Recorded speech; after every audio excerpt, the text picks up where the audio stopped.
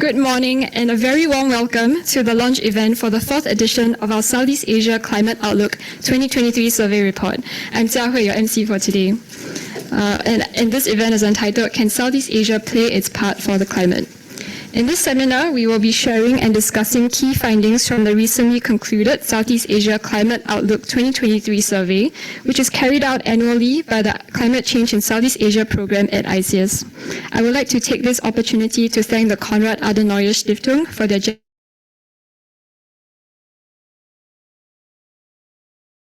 Resources, Environment and Climate Change, and Member of Parliament for Setiawangsa, His Excellency Nik Nazmi Nik Ahmad, to deliver the keynote address for the launch. Following the keynote, our esteemed panel of expert discussants will be sharing their valuable insights on the findings from this year's survey. Before we begin, please allow me to draw your attention to a few housekeeping matters. The Q&A session will take place after the panel discussion, so for the online audience, please submit your questions via the Zoom Q&A function, not the chat box, stating your name and affiliation as well as which panelist you wish to direct your question to. If you encounter any technical issues, please use the chat function to reach out to our technical support team.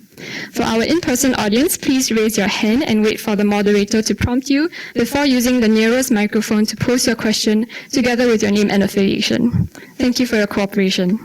Without further ado, I now have the pleasure of inviting Mr. Choi Shing Kwok, Director and Chief Executive Officer of ISEAS Yusof Ishak Institute, to deliver his welcome remarks. Mr. Choi, please.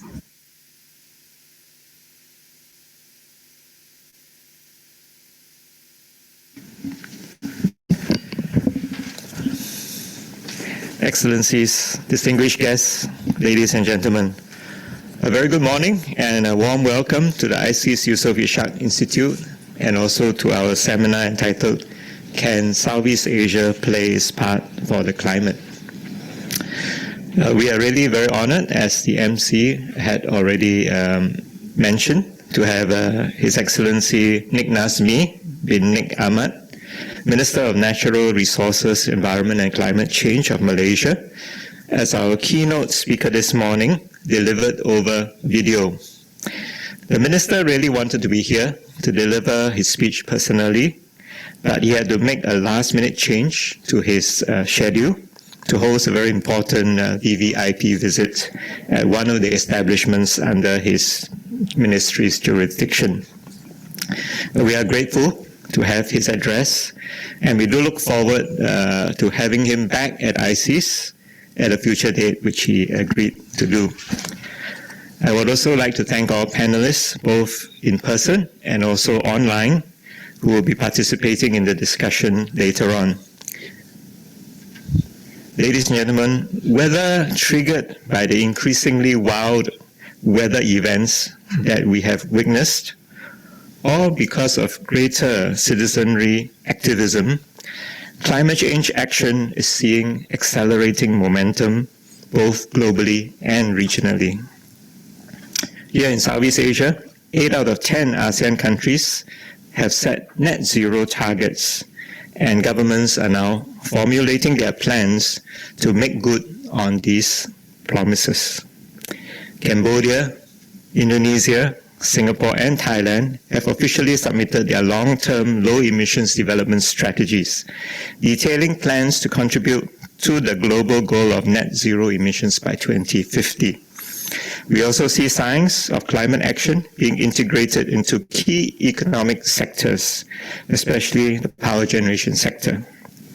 For example, Vietnam's recently released Power Development Plan 8 sets out to increase its wind power capacity from 4.6 gigawatts to 28 gigawatts by 2030, and to convert or retire all its coal-fired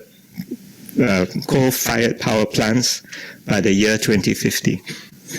Another example is Malaysia, which unveiled its National Energy Transition Roadmap just last month, which encompasses 6 levers for reducing greenhouse gas emissions while maximizing economic opportunities. While these are encouraging milestones, the existential threats posed by the climate emergency are also becoming increasingly clear to all ordinary citizens, just like you and I. We have all heard of the record-breaking heat waves experienced all over the world this year, including in Thailand, Laos, Cambodia, and Vietnam. Countries such as Laos that depend critically on hydroelectric power have also been facing power shortages during such droughts.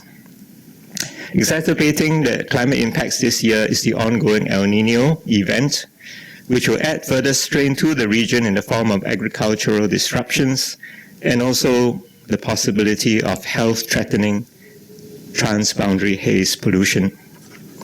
As countries seek to overhaul existing financial and economic systems to facilitate their transformation into low-carbon societies, they must also not forget the social dimension of these changes, especially the groups that are in danger of being left behind.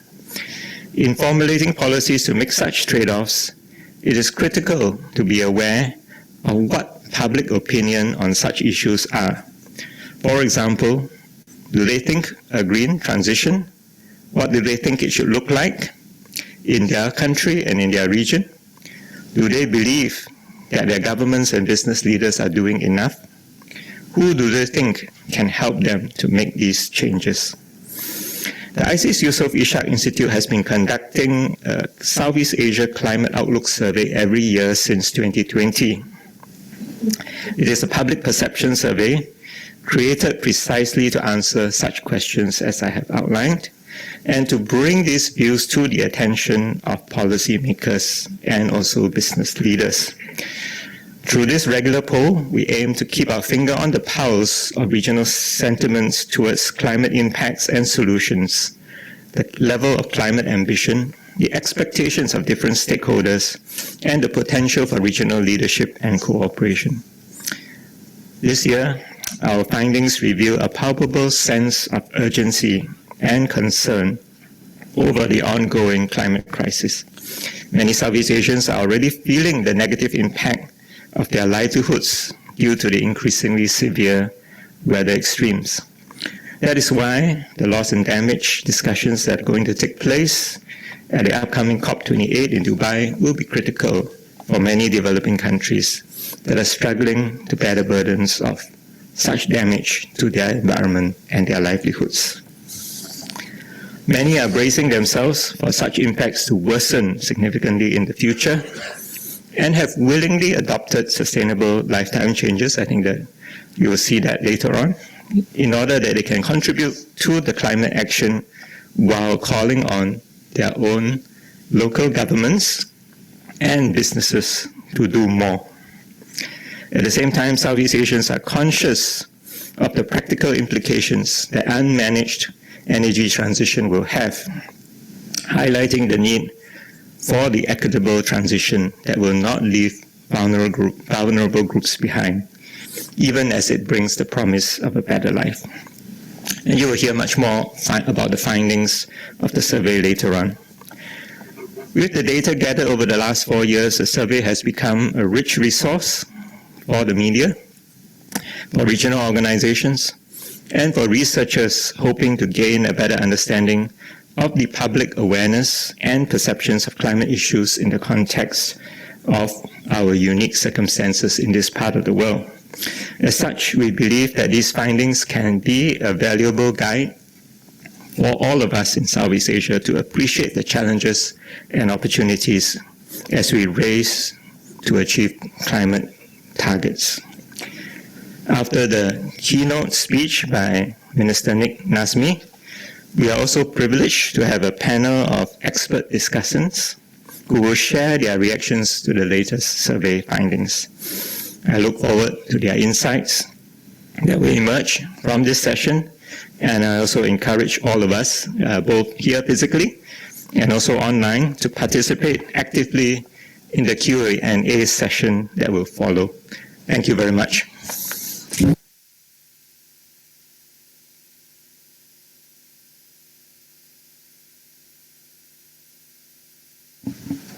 Thank you. Ladies and gentlemen, the keynote address will be delivered by His Excellency Nik Nazmi Nik Ahmad via video recording. His Excellency is Minister of Natural Resources, Environment and Climate Change, Malaysia, and a Member of Parliament for Setia Wangsa. He has also served on several parliamentary special select committees and also founded the Mentari Project, an urban educational access program. We will now play the video. Thank you. Esteemed guests, speakers, moderators, and fellow participants, I'm honored to present a keynote address for an event hosted by the ISEAS Yusof Ishak Institute, an organization which has contributed so much to Southeast Asia. I'm very sorry I cannot be with you all physically, but please accept my warmest felicitations. Today, the ISEAS Yusof Ishak Institute has chosen to tackle a topic of great urgency, namely climate change and how our region can address it. This is a topic often on my mind as Malaysia's Minister of Natural Resources, Environment and Climate Change. I hope to be able to contribute in a small way to what already promises to be an engrossing discussion considering the distinguished lineup of speakers that follow. Our region's success or failures in climate change will have a crucial impact not only in Asia but globally. The truth of this should be evident considering Southeast Asia's population of 680 million and counting, as well as with our combined economies poised to emerge as the world's fourth largest by 2030. This region has faced many challenges before, such as the COVID-19 pandemic that has caused economic downturn. But in reality, the impacts from the triple planetary crisis of climate change, pollution, and biodiversity loss are far more severe and threaten our survival on this planet. Before I begin, however, I must commend the ISEAS Yusof Ishak Institute on their launch of the Southeast Asia Climate Outlook 2023 survey report, now in its fourth year, for highlighting the prevailing perceptions and attitudes of Southeast Asian nations towards climate change. It is particularly useful for governments and other stakeholders to know how we are performing in the fight against climate change. I understand that this year's survey is interesting as it suggests that while the majority of Southeast Asians either feel that climate change poses an immediate threat or that it is important and deserves to be monitored, the sense of urgency apparently has declined from 2021 to 2023 from 69% to 49%. No doubt these figures will cause much comment. The whys can be debated. Perhaps it simply reflects bread and butter issues being pushed to the fore across Southeast Asia, especially in the light of the COVID-19 pandemic and the ongoing recovery. Also, it is important to remember that, as the saying goes, polls are snapshots in time, not full pictures. Certainly, as a Malaysian minister and MP, I can tell you that from what I have seen in my work and public engagements, concern over the environment and climate change among my fellow citizens, especially the young, is as strong as ever. Indeed, the survey is likely a sign that governments, the media, and academia must work more urgently than ever to communicate the urgent need for climate action. Yes, the facts and science don't care about our feelings, but public buy-in is important, even for noble, necessary national and international missions. And when it comes to fighting climate change, I've always felt that the way to win that support is to ensure climate action is just, inclusive, and not merely a top-down elite preoccupation. Ladies and gentlemen, in 2021, the sixth assessment report of the IPCC showed that emissions of greenhouse gases, GHG, from human activities were responsible for approximately 1.1 degrees Celsius of warming since 1850 to 1900. Average over the next 20 years, global temperature is expected to reach or exceed 1.5 degrees Celsius of warming. For Southeast Asia, the IPCC 6th assessment report also highlighted vulnerabilities affecting our region. For example, the compounding effects of climate change, land subsidence, and local human activities particularly in the Mekong Delta, has resulted in higher flood levels and prolonged inundation. And although the overall number of tropical cyclones remains stable, we are experiencing cyclones of growing ferocity. Urban coastal areas are likewise witnessing alarming sea level rises, and our urban areas in general severe heat waves.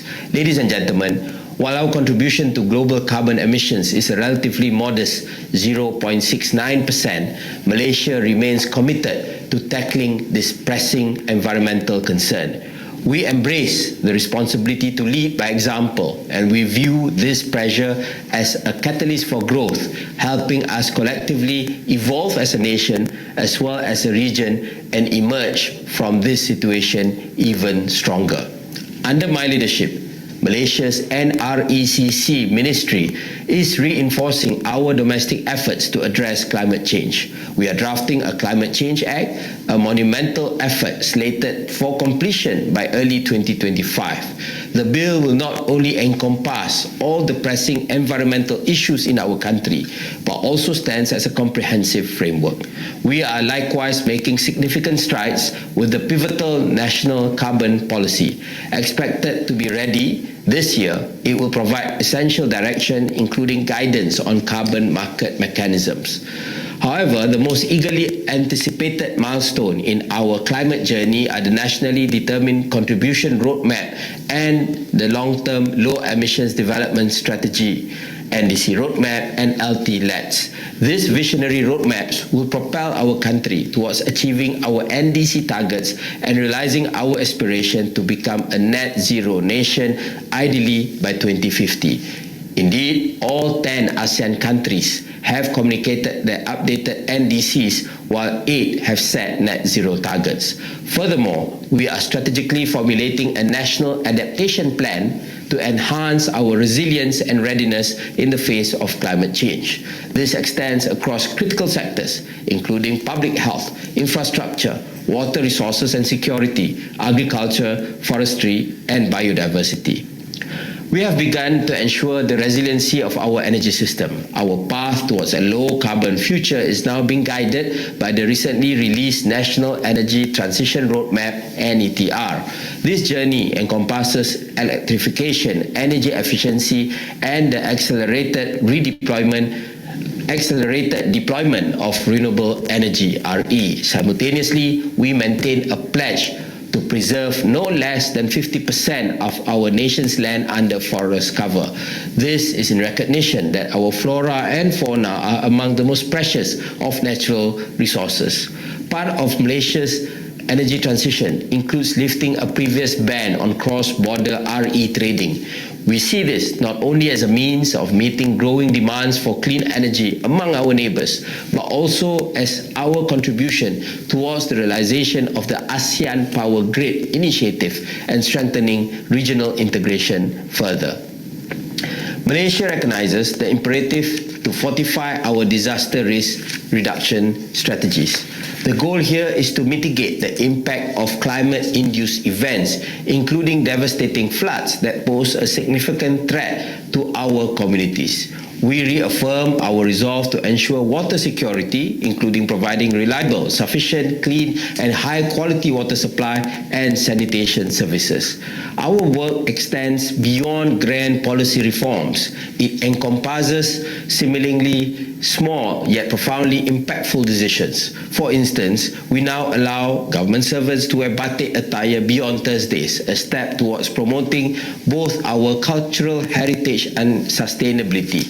This helps us to maintain temperatures in government buildings in between 24 degrees to 25 degrees Celsius, and this demonstrates our unwavering resolve to walk the talk in reducing energy consumption and minimizing our carbon footprint. It may seem like a merely symbolic gesture, but it is arguably a reflection of how sustainability can and does cover all aspects of life. These initiatives are not isolated efforts, but parts of a unified strategy. Together, they reflect our proactive stance in mitigating climate change, fortifying our resilience, and advancing towards a sustainable and resilient future.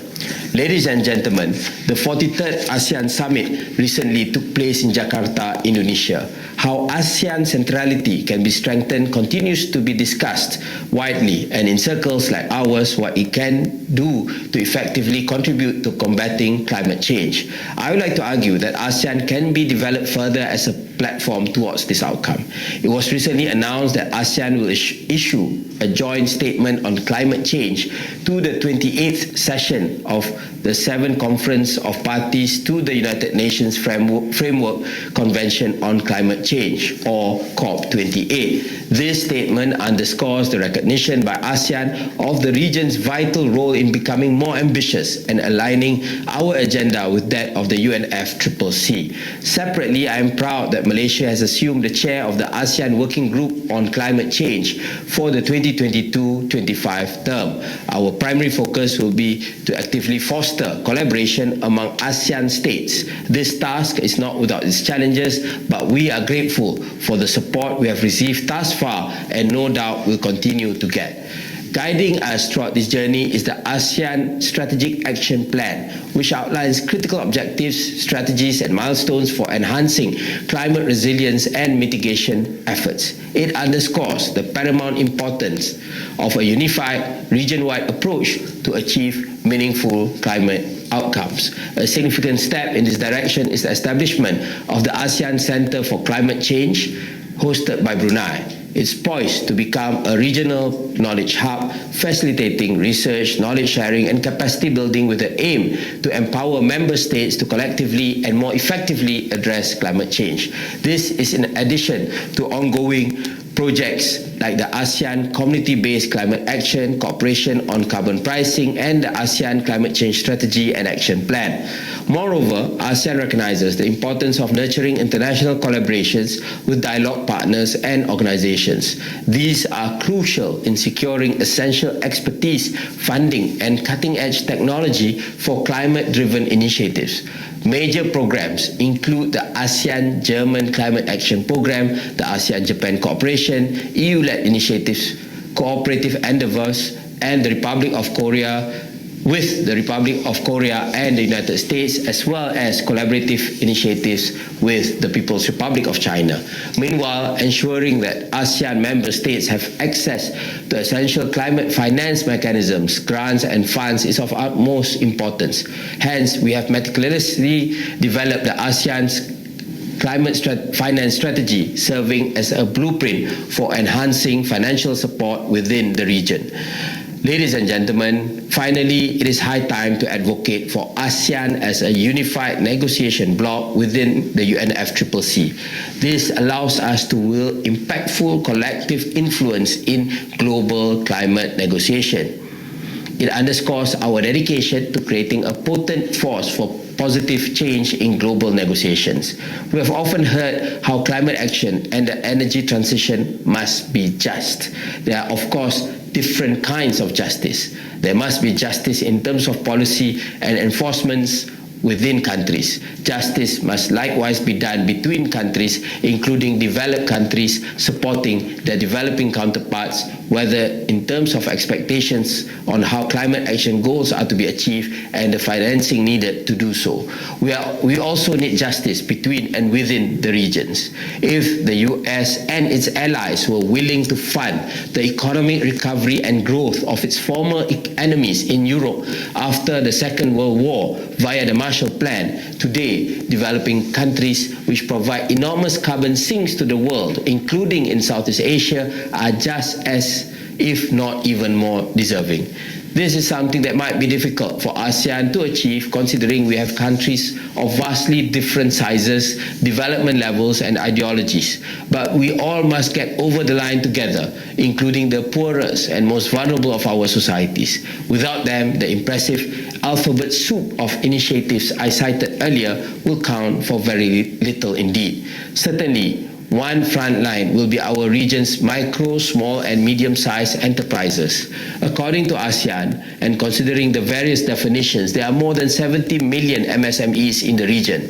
It is often a question of persuading the have-a-littles about the need for climate action. If climate change is a market failure, then we must ensure that there is buy-in to address it not only from the public but also all sectors of the market.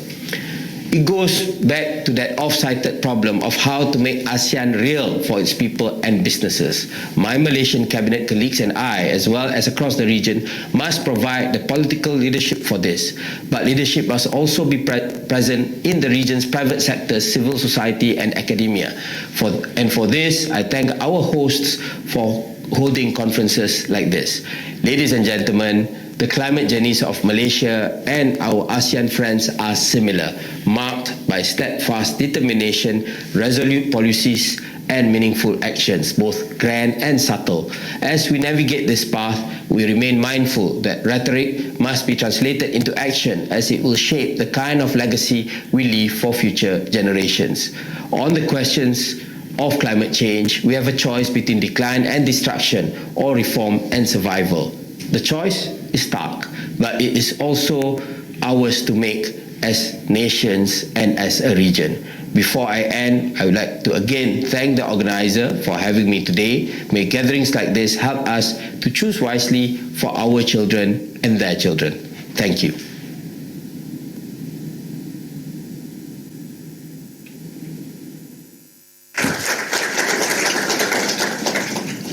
Thank you to His Excellency for taking the time to share with us about the crucial roles played by both Malaysia as well as the Southeast Asian region in tackling the climate emergency. I would now like to invite our moderator and discussants to the stage, please.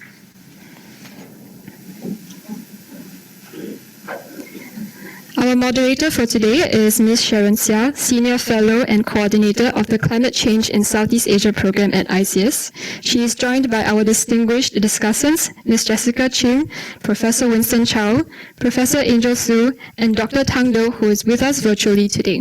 Before we begin the panel discussion, I would like to invite Mr Choi back to the stage for a quick round of photo taking, please.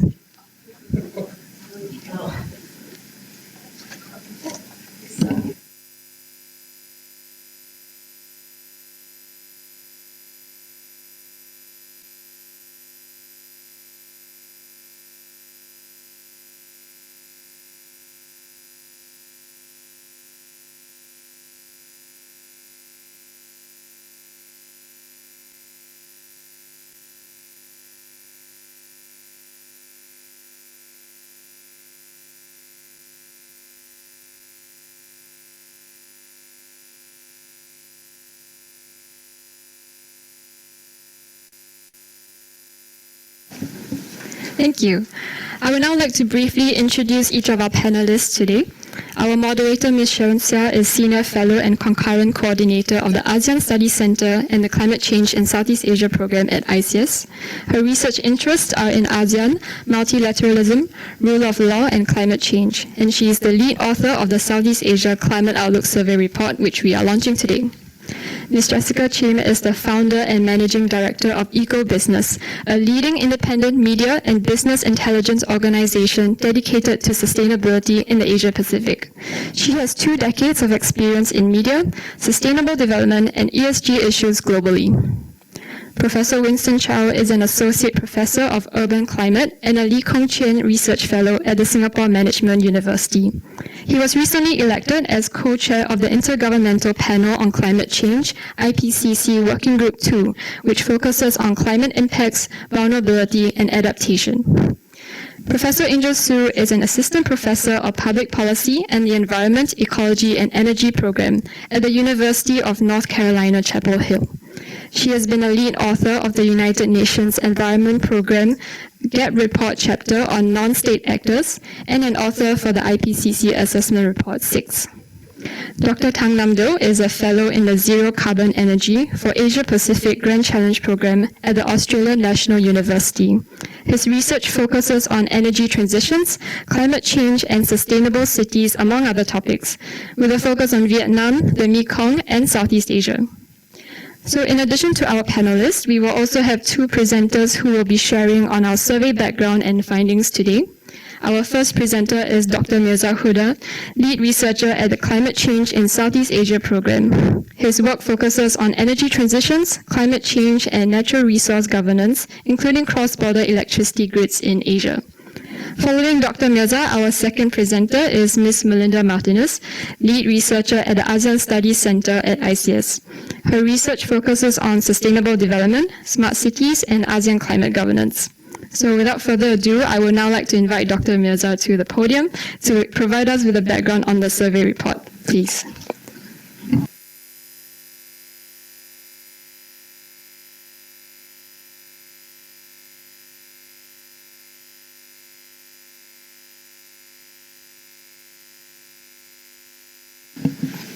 Thank you very much, Yahweh, and a very good morning to distinguished guests and participants.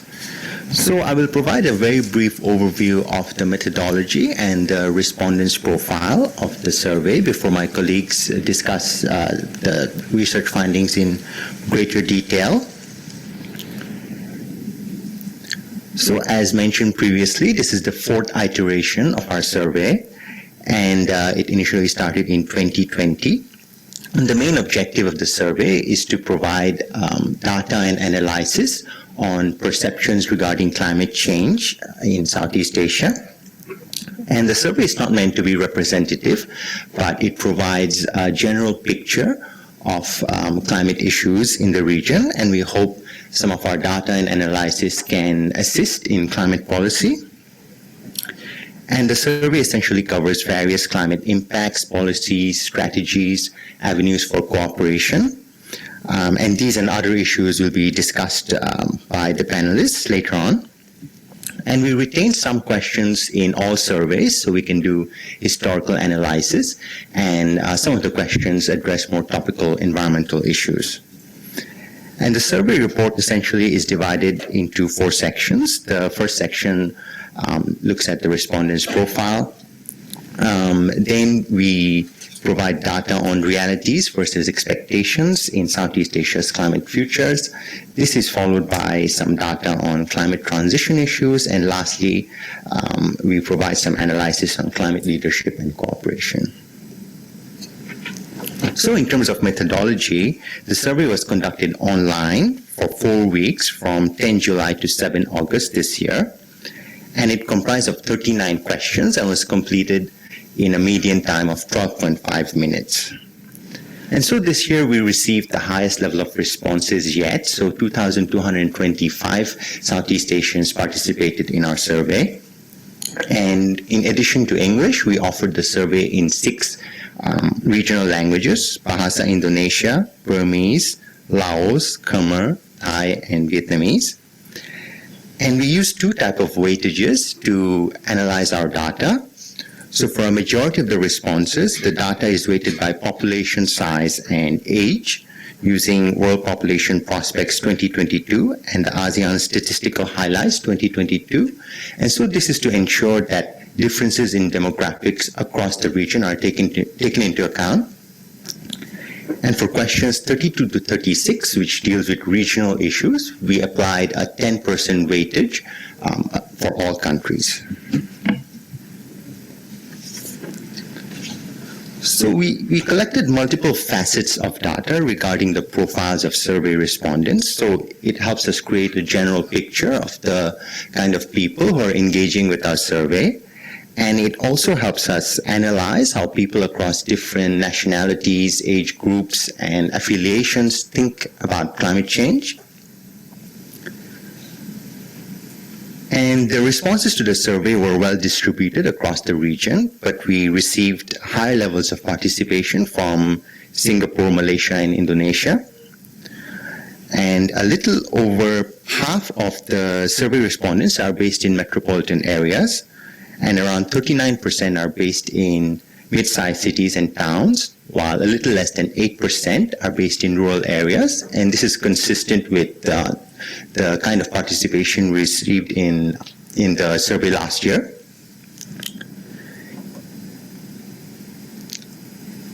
And we received the highest level of response from those aged between 22 to 35, followed by youth aged between 16 to 21, and then adults aged between 36 to 45.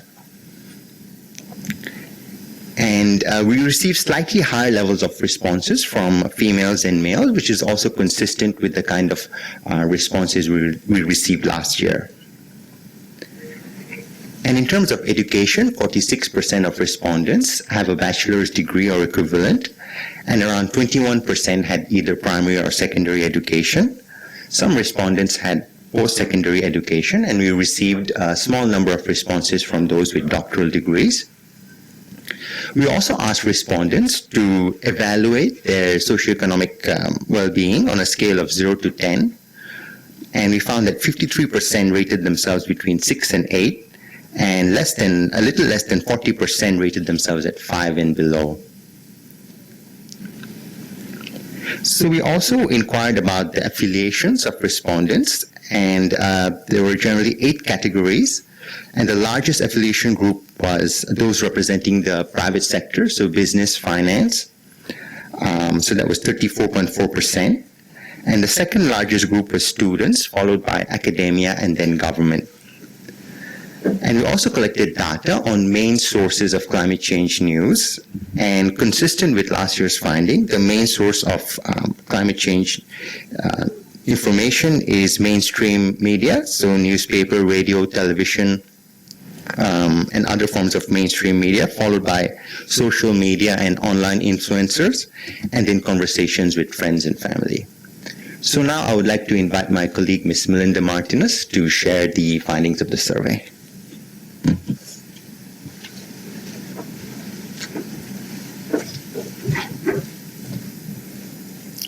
Thank you so much, Mirza, for giving us an introduction about the survey. Now I would like to start presenting section 2 of the survey, which is realities versus expectations in Southeast Asia's climate future. In this section, we specifically ask a wide range of questions to really measure climate awareness and perception of government policies to our respondents. Usually, every year we started off with this question. In your view, what are the 3 most serious climate change impacts that your country is exposed to? This question really aims to understand how climate change manifests on the ground.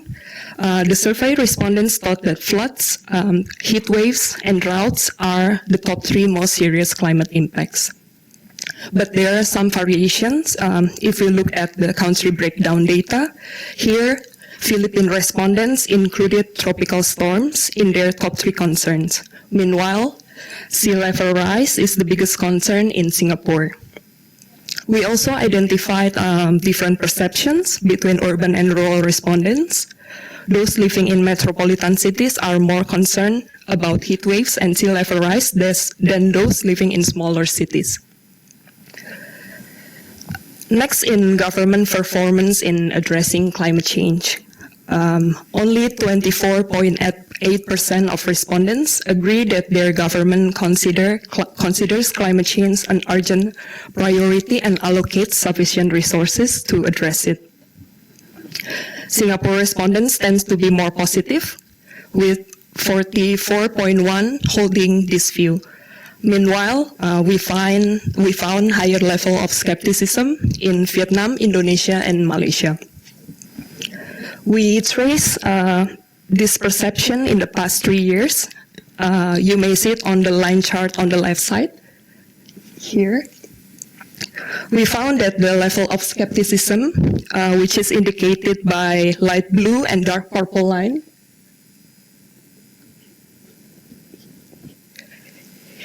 and also the level of positivism, as shown in teal color,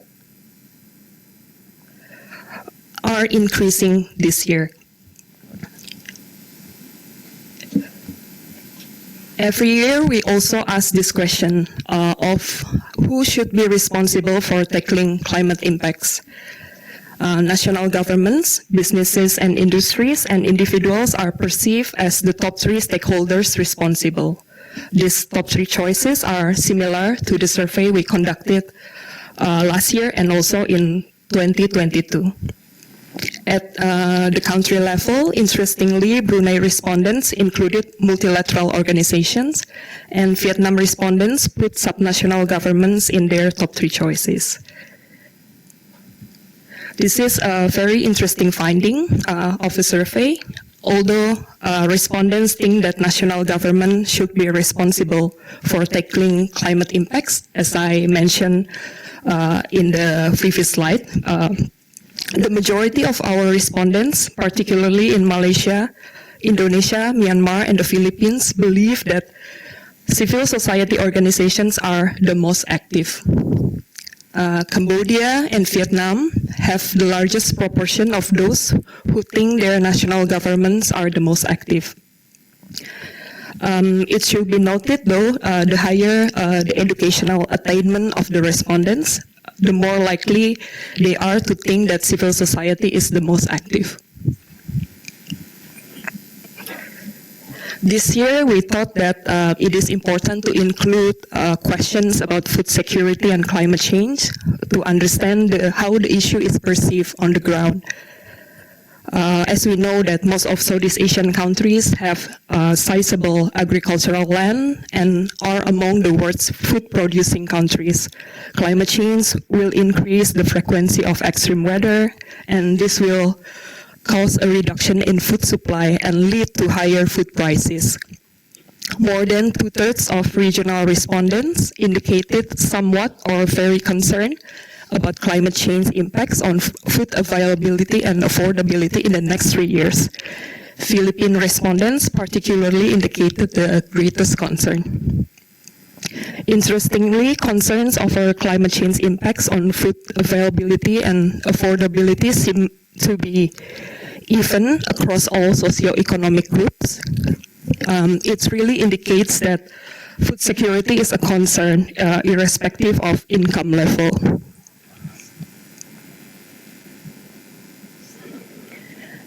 Next, we thought that it is important to understand how individual action count in the bigger scheme of things. We asked our respondents about their engagement with climate advocacy.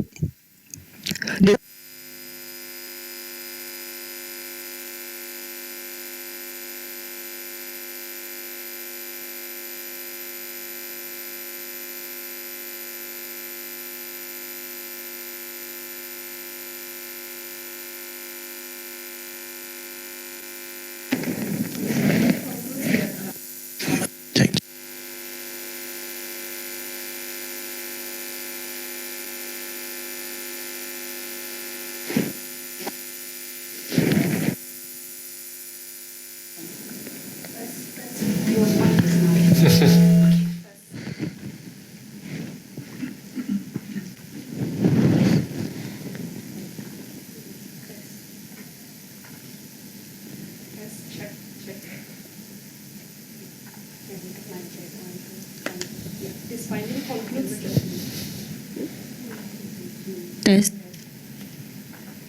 This finding concludes that I think you should just go ahead. Turn that microphone off and see whether yeah,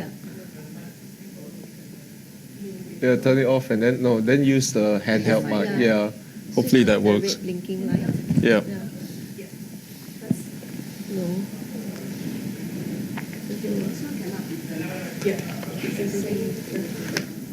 Can maybe you project your voice? But the Zoom, they can't hear on Zoom. That's a problem. How about using this? Try using this.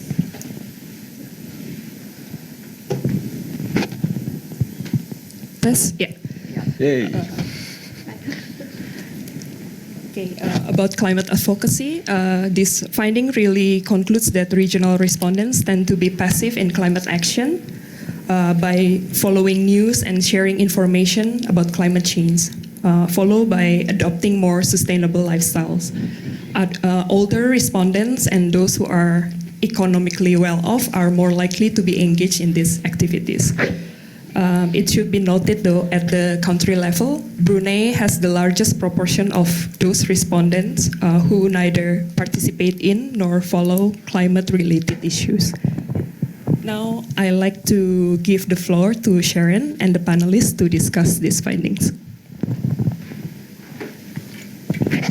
Thank you, Melinda. So actually the section has a lot more than what was presented, but we thought these were the more important questions to ask. So the first question, as moderator, I just take prerogative to ask the first question, and then I will open it to the floor. Do you think what was presented in terms of the impacts that's felt on the ground generally mirrors the lived experiences of Southeast Asians? Here, I know Angel We'll defer to the scientists first. Yeah, I would looking at the scientists. Looking at the scientists, but then I'm conscious of the fact that I'm the only thorn among the roses here. I would like to let them speak first. Okay, so but the question was whether the survey reflected the lived experiences.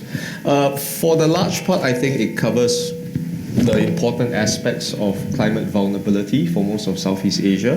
I would hesitate in saying that it will reflect the totality of vulnerability, though. There are other aspects that I think we covered in the last IPCC report on impacts in Southeast Asia that could also give a broader, more comprehensive picture of climate impacts in this region. One would be the impacts on the business community, specifically that on supply chain disruptions from your floods, your droughts, your severe storms.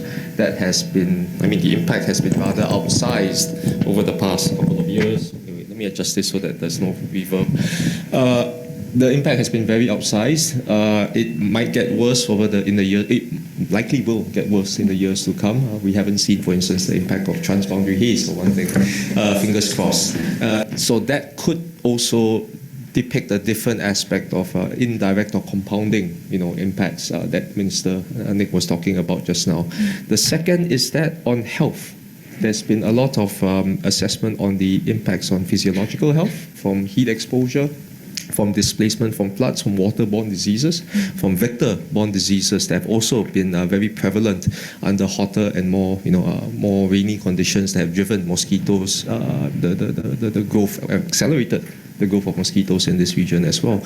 And also something that has only been recently picked up, the mental health issue of a lot of young people, old people throughout the region, the uncertainty that we face because of the vast multitude of climate impacts depicted in this study and in a variety of climate assessments, that has also that can also speak towards the, as I said, the lived experience. It's not a pretty one. I fear it will get worse, and hopefully the actions taken by governments, communities in this region, as specified by Minister Nik, and in Singapore, Indonesia, and elsewhere, can do something about that to reduce that vulnerability in the future. Yeah, going back to the point on heat, you've done a lot of work in this area on urban heat stress, and you're also part of the Cooling Singapore initiative that was launched in 2017. If you had to make one adaptation recommendation to governments in this heat space, what would it be? One, nature-based solutions. It's far too often we focus on the technological aspects of reducing heat exposure. It's proven to work, don't get me wrong. We all love air conditioning, we all love our shade structures, we all love good urban design that improves shading and reduces heat vulnerability. But if you add in shade from trees, if you add in more green spaces, they have multiple co-benefits that not only regulate temperatures to reduce overheating in urban areas, but if planned, managed correctly, it also reduces flood risk, more permeable surfaces. If upscaled enough, it can also have a serious dent towards mitigation aspects in terms of sequestering a fractional amount of carbon dioxide from the atmosphere, but still every little bit counts. So that would be the one recommendation. Look towards these sort of nature-based solutions as an option for reducing this heat exposure issue that we're all facing in Southeast Asia. Thank you. Just turning to the audience here, if anyone has a question, please raise your hand, identify your affiliation. Yes, the lady over there. Hi, this is Waiman, editor and journalist from Eco-Business. I have a question that I hope maybe all the discussants can kind of like chip in. The previous 2022 Outlook survey actually highlighted that the least popular interventions were fossil fuel subsidies, cutting them, as well as carbon taxation policies. But this year's survey kind of like showed that there was a substantial, more than half of people said yes to cuts in fossil fuel prices, subsidies, and there were at least, I think, 70% which supported carbon taxation. Do you feel that this reflects a shift in attitudes among Southeast Asians, and also in terms of such sentiments, how much do they shape policies as far as you observe? Yeah, thank you very much. Okay, I just have to add that my mother has a cheat sheet. She's from media and Outlook copy. So we have actually gone through that question about fossil fuel subsidies and carbon taxes. So if you don't mind, Wyman, for the sake of the audience who have not seen the data, we'll take your question in the next section. I also see that there are no questions coming in from the online audience, so we'll move on to the next section.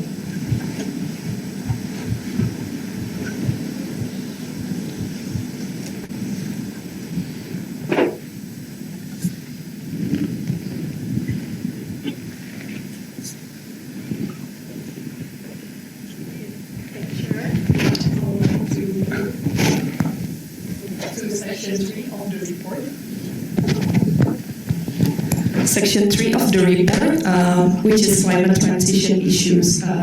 This section discusses green transformation issues facing the region, including fears of what a transition might bring and what ASEAN as a grouping can do together.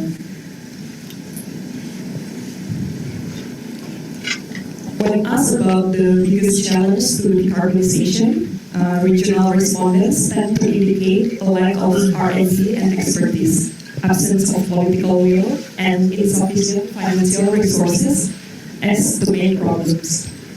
However, views are rather split across affiliations. Those in academia believe the absence of political will is the biggest challenge. Regional and international organizations tend to point out insufficient financing. The media thinks that insufficient alternative energy resources are an important issue.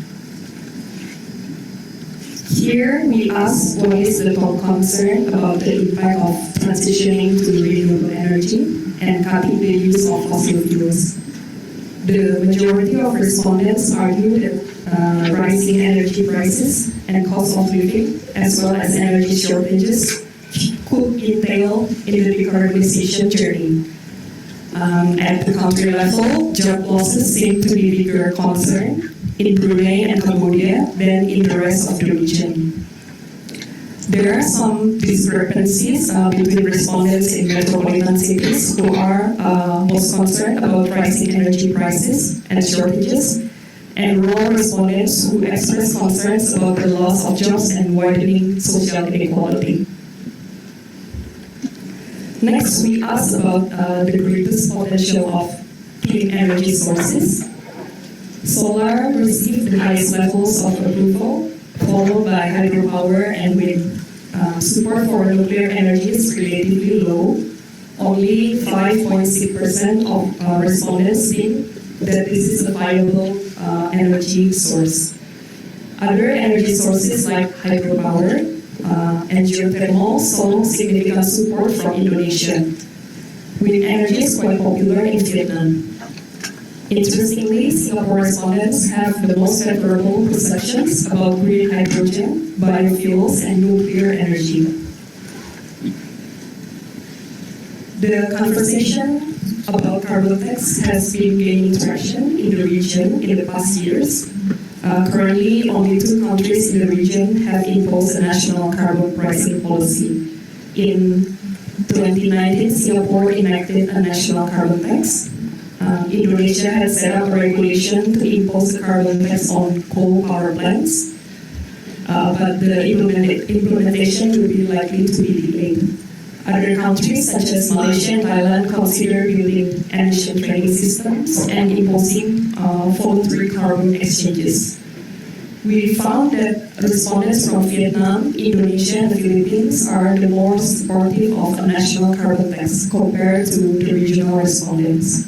Meanwhile, the majority of Brunei and Laos respondents are unsure about this policy. The higher the economic status of respondents, the higher the acceptance of a carbon tax. It is quite revealing that those who are at the lower end of socioeconomic status are still concerned about bread and butter issues. For this year's survey, we tried to understand how natural gas is perceived as an alternative energy source.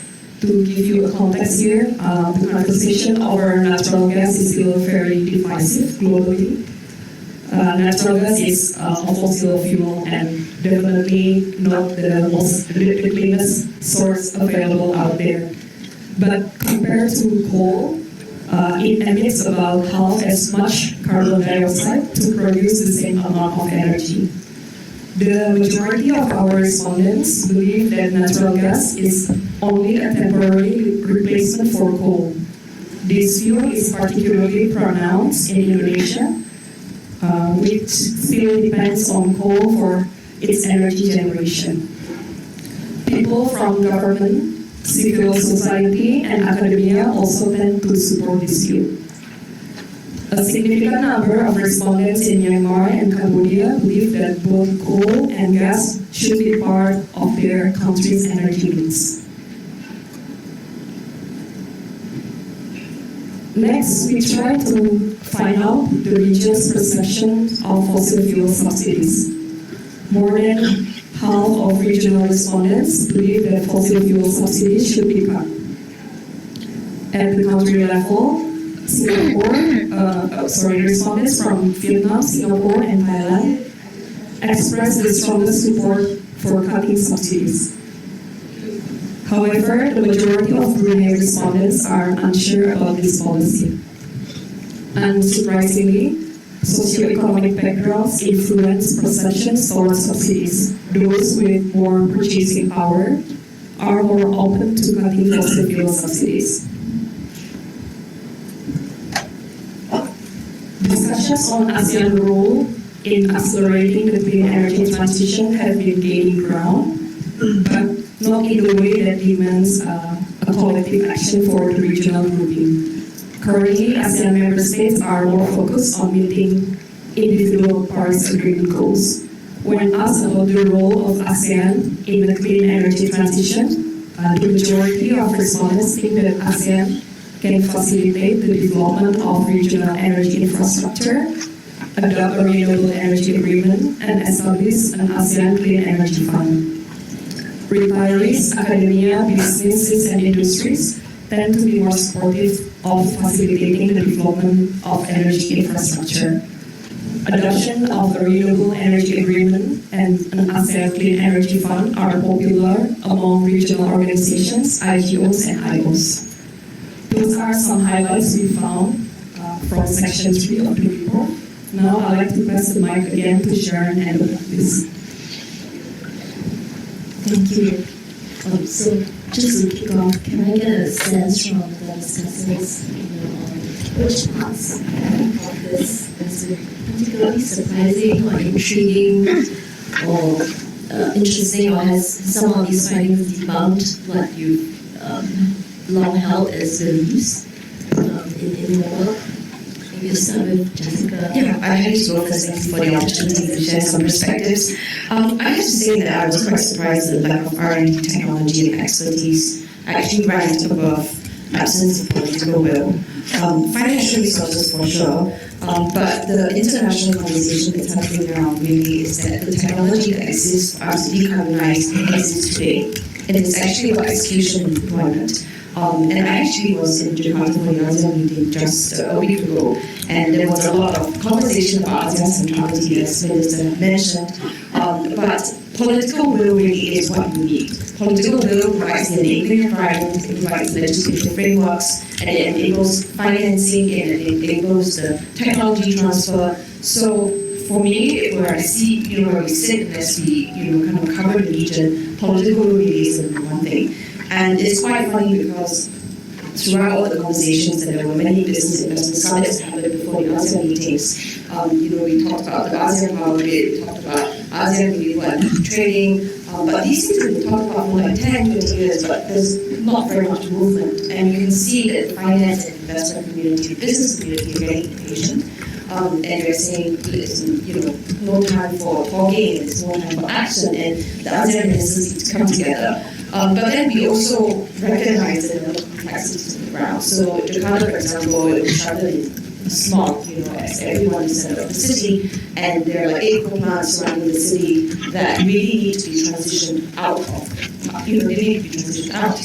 But the reality is that they are being tied in with very, very long-term power contracts that falsely subsidize coal power.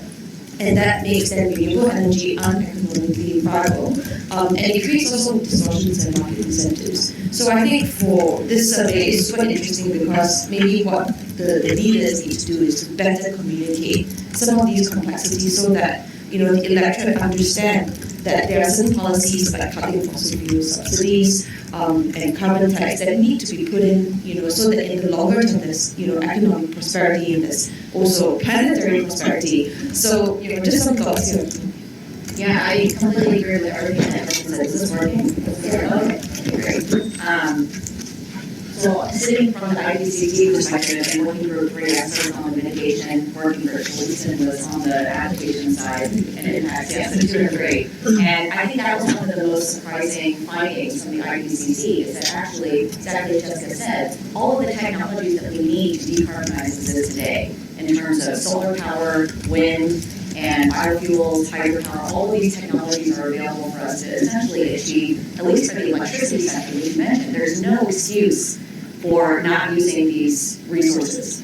And so, we've seen from 2010 to 2020, solar photovoltaic reduced 85% in terms of costs. So many of these technologies not only have their costs fallen, they are completely cost competitive and cheaper for Southeast Asia. If you look at the levelized cost of energy, they are cost competitive with fossil fuel technology. So I think that was really surprising. And to your colleague's comment in the audience, when you said that actually the percentage of public support for cutting fossil fuel subsidies increased, I was actually shocked by that. I didn't know last year's report. I thought 51% was still really low. Because, it's very clear, the science is very clear. If we want to achieve net zero emissions by mid-century, we have to completely eliminate any type of fossil fuels, as Jessica said, for fossil fuels. And so, it's the same thing in the United States, where I'm from. There was a recent Pew survey of Americans. 2/3 of them still think that you can continue to use fossil fuels while achieving a net zero future. And so that's completely incompatible. So I think also you mentioned need for governments to do more awareness building and education, but I think also the scientific, academic, civil society communities also need to do a lot more, because clearly there's this mismatch between the reality, which is that the technologies are all existing, they're cheaper, they're more cost competitive compared to fossil fuels, and we're not even talking about the social cost of carbon in a lot of these technologies as well, which are also not built into these prices. So even carbon prices in Singapore, I think it's great that Singapore and Indonesia now have adopted these carbon pricing policies, but they're still way too low. So in the 2018 UNEP emissions gap report that I also served on, there was a chapter that was specifically on carbon pricing, financial instruments. A ton of carbon needs to be priced at least $100 per ton in order to be compatible with a 1.5 degree scenario. And the 5 Singapore dollars that is currently priced is clearly not anywhere close to the 100. Oh, but it'll go up gradually, incrementally. Yes, that's up to 80, I think. Yes, exactly. It's still falling short. And the longer we wait, so that report came out in 2018. Now that price has gone up. The more we wait, the longer we delay action. It becomes more costly then. And these interventions that were cheaper before are actually going to become more expensive the longer we delay action. Winston? 2 points. First, the one that I found really surprising. Nuclear power in Singapore, 14% now. Is that higher or lower than your expectations? That was higher than my expectations. So that is quite. I will keep stum about that because that is quite interesting to hear. Uniquely Singaporean perspective. I was also scanning to see whether there was a similar level of support from the Philippines, given historically the Bataan nuclear power plant that was supposedly in place in the 80s, whether or not there would be a similar level of support in that, but it wasn't as high as Singapore. So lots of interesting risks there to consider in the report. That's one. That was the most surprising thing. Two is to echo what Jessica and Angel have said. The tech is present. Governments that are aware of that realize that they need to bring in the community of the private sector to help finance, to reduce this sort of mitigation gap, which you covered in Working Group 3, and the adaptation gap as well in Working Group 2. But they need to be rather forward-thinking. So I just came back from Ho Chi Minh City. There was a big economic forum that took place there over Friday. And they spent a lot of time messaging to various communities in the city that we are going to go to net zero by 2050. Other non-Annex 1 countries, they can push towards 2060, 2070, but no, they say we want to do it 2050. Here's our strategy. We want everybody else to get on board, both within Ho Chi Minh City as well as the rest of Vietnam, and also get FDI, foreign direct investment, into lots of renewable technologies like wind, which is a big source of renewable energy power in Vietnam. So if the messaging is clear, if the regulatory frameworks are clear, if the support is clear within countries in Southeast Asia like Vietnam and in Singapore, hopefully others will get on board, and we can enable this change that's needed. Yeah. Actually, what's really interesting also last year, we noticed the level of support for nuclear energy from Singapore was higher than the rest. And a lot of it may be because we see ourselves as, the government says, we are alternative energy disadvantaged. And that could be a reason why people feel that it can be a viable option. So I would say we will probably start to see a growing support for nuclear energy within Singapore. I think there are only other physical constraints to doing that. Can I put you on the spot and ask you, where would you put a nuclear power plant in Singapore? Well, I'm not a nuclear scientist. It's one of the questions I ask. Jurong Island. I want to add to this because nuclear energy has enjoyed a renaissance ever since the Ukrainian war. And in Europe, you've seen that a lot of the camps that were vehemently against nuclear have now realized that if you want stable power that is decoupled from Russian energy and not volatile like renewable energy, you have to use nuclear. And the technology has also evolved. I was quite a very, very against nuclear person. And then over the years, I've had many scientists, not Winston, that's tried to convince me about nuclear. And the fact is actually nuclear technology has evolved to now have this ability to have small nuclear reactors. And if you talk to the bankers, for example, I spoke to somebody from Credit Suisse, and his job is basically to identify commercial opportunities. It's all in small modular nuclear reactors. Yes. And they believe that this is the lowest hanging fruit for us to decarbonize our economies, because it would take so long for the large scale infrastructure to be built, especially in developing economies. So I can see why it surprises me, but also on one hand, Singapore is a very tech-savvy nation. We're alternative energy disadvantaged. Everyone is wondering how we're going to get to 2050. We've made some good progress. Recently EMA issued all these licenses to a consortium that's going to import renewable energy from Indonesia, and that's great. And we're starting to import energy from ASEAN countries, and that's also really wonderful. But if you really want to make your 2050 target, and especially if Singapore says it will do it, then I can see why they're trying to think about all the different ways. So that could be some reasons as well. I've always jokingly said amongst friends, that actually the region doesn't need 10 nuclear power plants or 10 SMRs. You just need one. And if you can find in consensus citing one that's suitably safe as a zone, then and have our regional connectivity up, meaning we have multiple grids, we can sell electricity to each other bidirectionally, not unidirectional. This might be something that could work.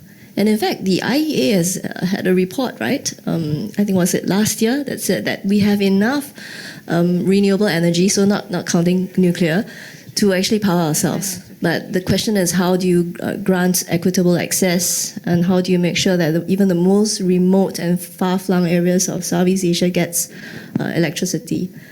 And then the other point to note is, I think there's been a report as well by the same IEA that there's been a growth in investments in renewable energy, and it has outpaced investments in traditional fossil fuel sources.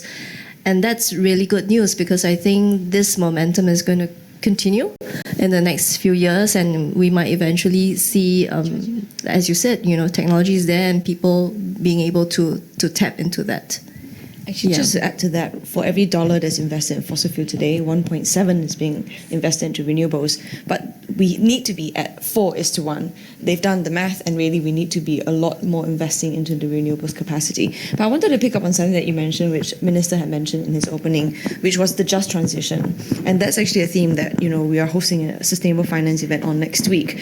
And when I was at the ASEAN meetings and also around the region as we cover these issues, the just transition and the concept of justice has really come up very strongly. In the US, you've seen many people hijack that agenda as an excuse for inaction, that if you are disrupting people and they're losing jobs, then why are you doing it? Because at the end of the day, you are trying to uplift communities, and no one is going to justify making communities poorer. And so I think this conversation is really important to have, because you cannot put in this large-scale infrastructure and disrupt industries without thinking about how do you transition an entire population and to upskill them into the new economies. And if you don't do that, and you don't acknowledge that, and you don't talk about that, or you don't implement some strategies, then what you're going to get is very angry people. And one of the interesting things that emerged from this survey is the socioeconomic status, right? And that people think that the climate conversation is one that's dominated by the elite, the well-off, the English-dominated, and actually, is really kind of all across society. We need to bring them on this conversation. And for the people who are of the lower socioeconomic status, you can see that their support for these policies are not there. So there's a lot more work that needs to be done to kind of bring them into the conversation, talk about what the transition looks like, and give them a good idea of how they can be part of that economic transformation that we're seeing. And that's not actually really talked about enough in the ASEAN context, for sure. I think that's a really great point. And also what the Minister said about everyone crossing the line together, I think that's a wonderful point to make. The question is always, how do we reach the people most affected in the transition, and how do we get their views on board? And you see from the survey, there's a great deal of insecurities actually. Energy insecurity, from the ones in the lower socioeconomic status, there's a fear of losing jobs. There's a fear also of income inequalities. Not being able to access energy. I think those fears are really real, and probably not, as you said, not talked about enough within the media, in schools, and in circles, within friends, and so on. So I'm just going to stop here and move to Dr. Thang, because he's been online, and I just want to get his views as well about what's most surprising in this section. Dr. Thang. Xin chào. Oh, you're on mute. Hi, sorry.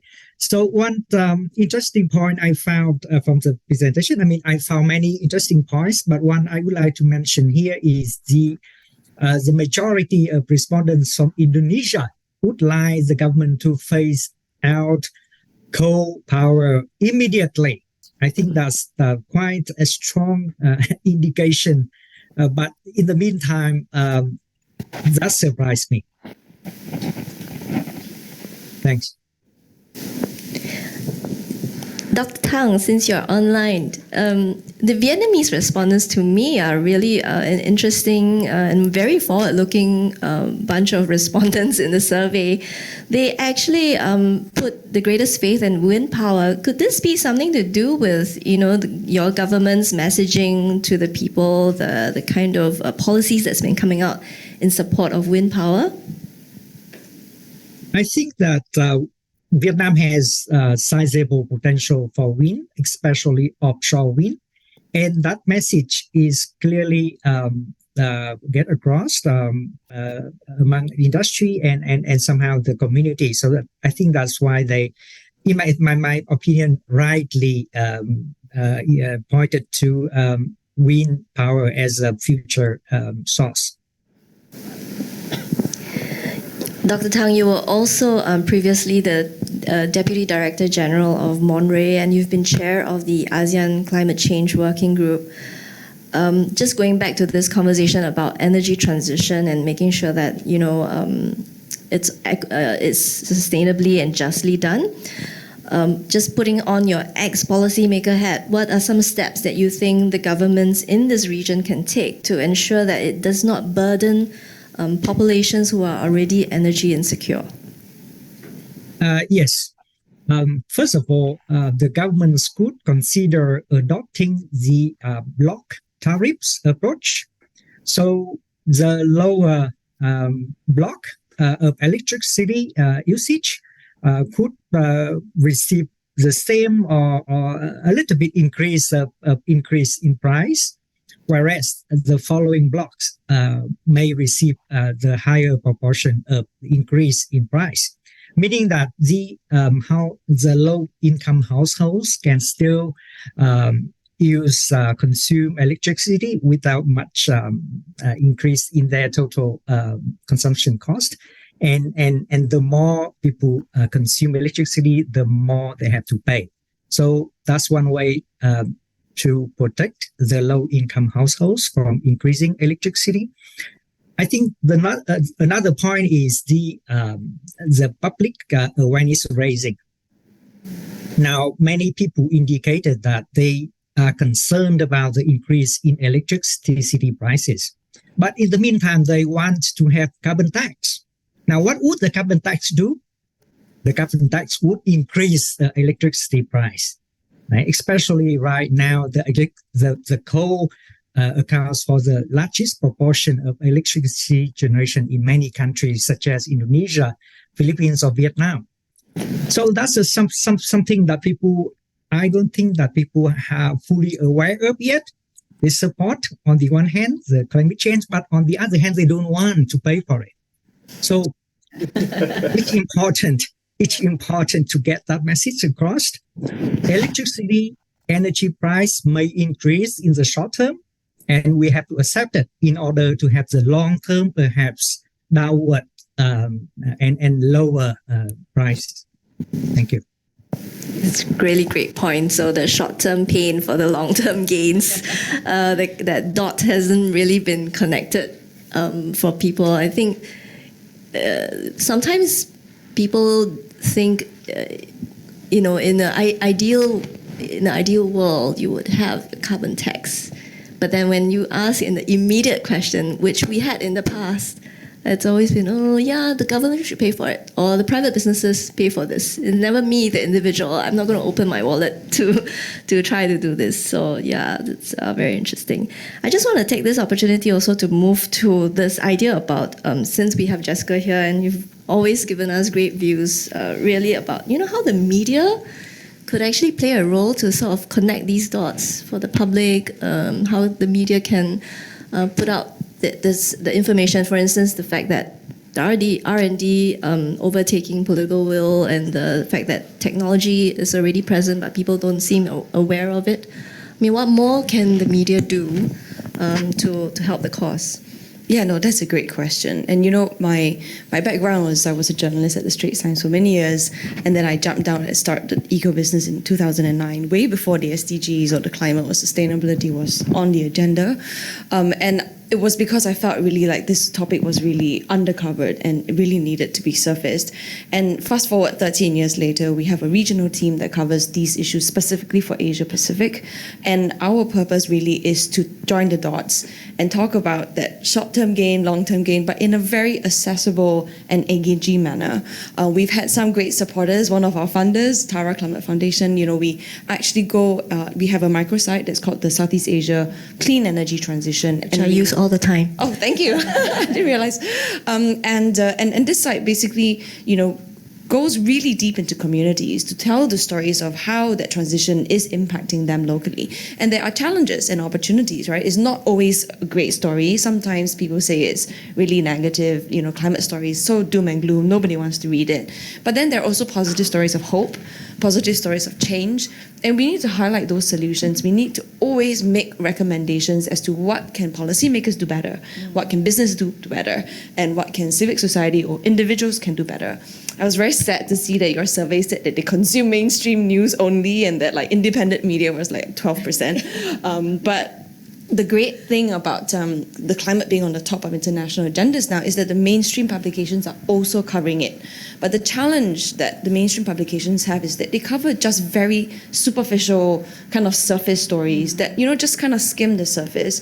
And the complexities of the energy transition and this entire climate crisis and the inequalities is very, very complex. And you really need to have journalists that are dedicated to these beats, whether they're from economics or from business or from, even entertainment or, they need to kind of have that lens. And so actually with the support of some partners, 2 years ago, we set up the world's first Sustainability Media Academy. And what we do is that we get the region's journalists and editors to come together and we upskill them on climate change and sustainable development reporting. And we have the UN agencies and, a lot of partners, media partners that are on board on this. And every time we host this, we are kind of blown away by the interest that these journalists and editors have. And they are mainstream media editors and journalists who are covering nothing related to sustainability initially, but they come in and then they see that, and that helps to deepen the conversation. It helps to enhance the quality of reporting. And people don't actually put enough investments into good journalism because good journalism nobody wants to pay for.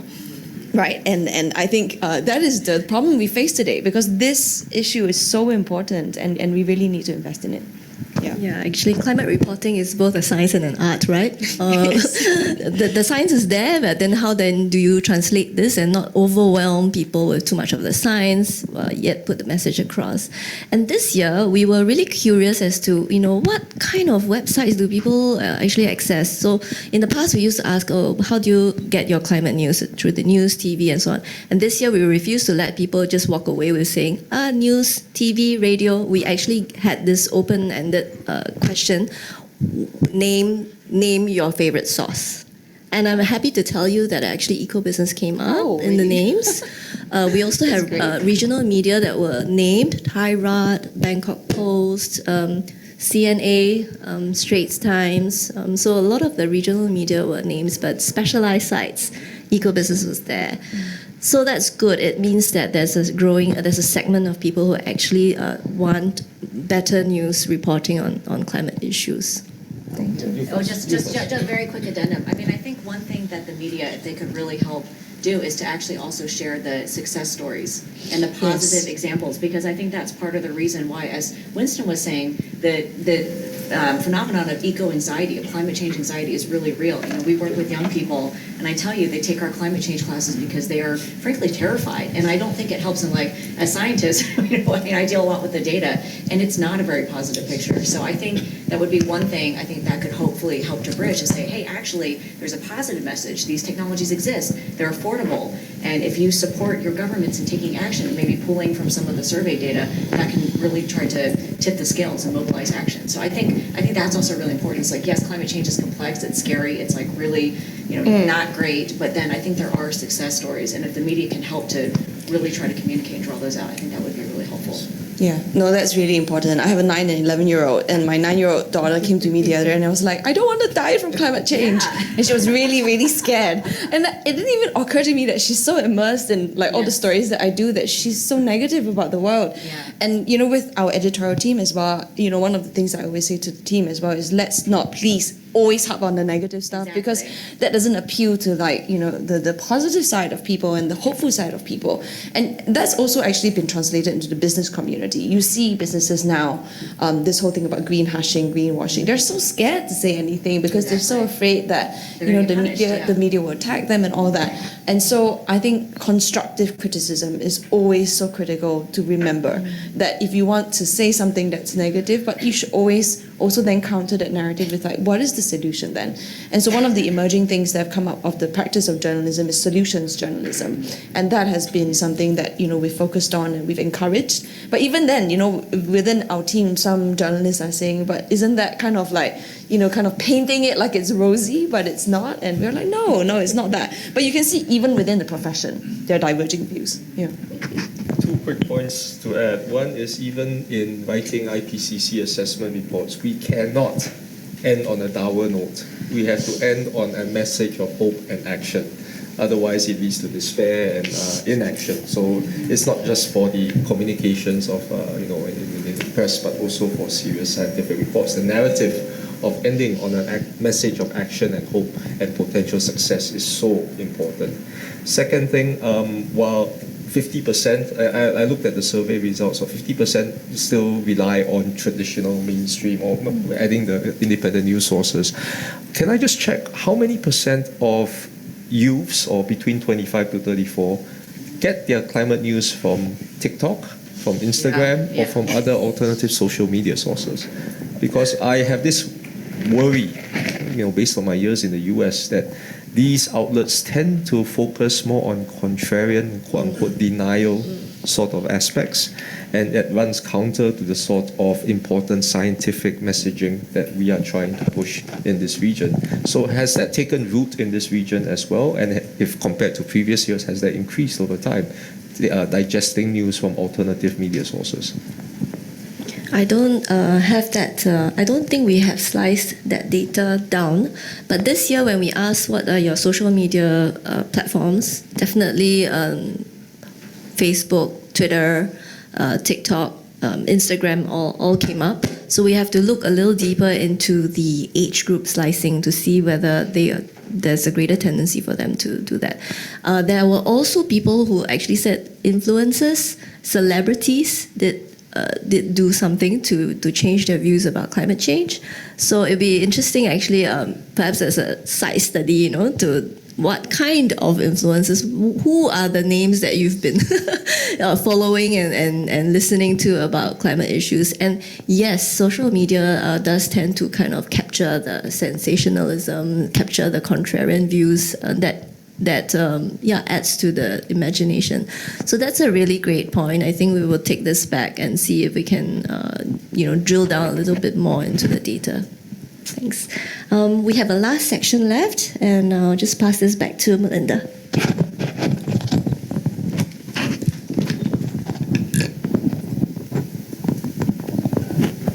Thanks, Sharon. Now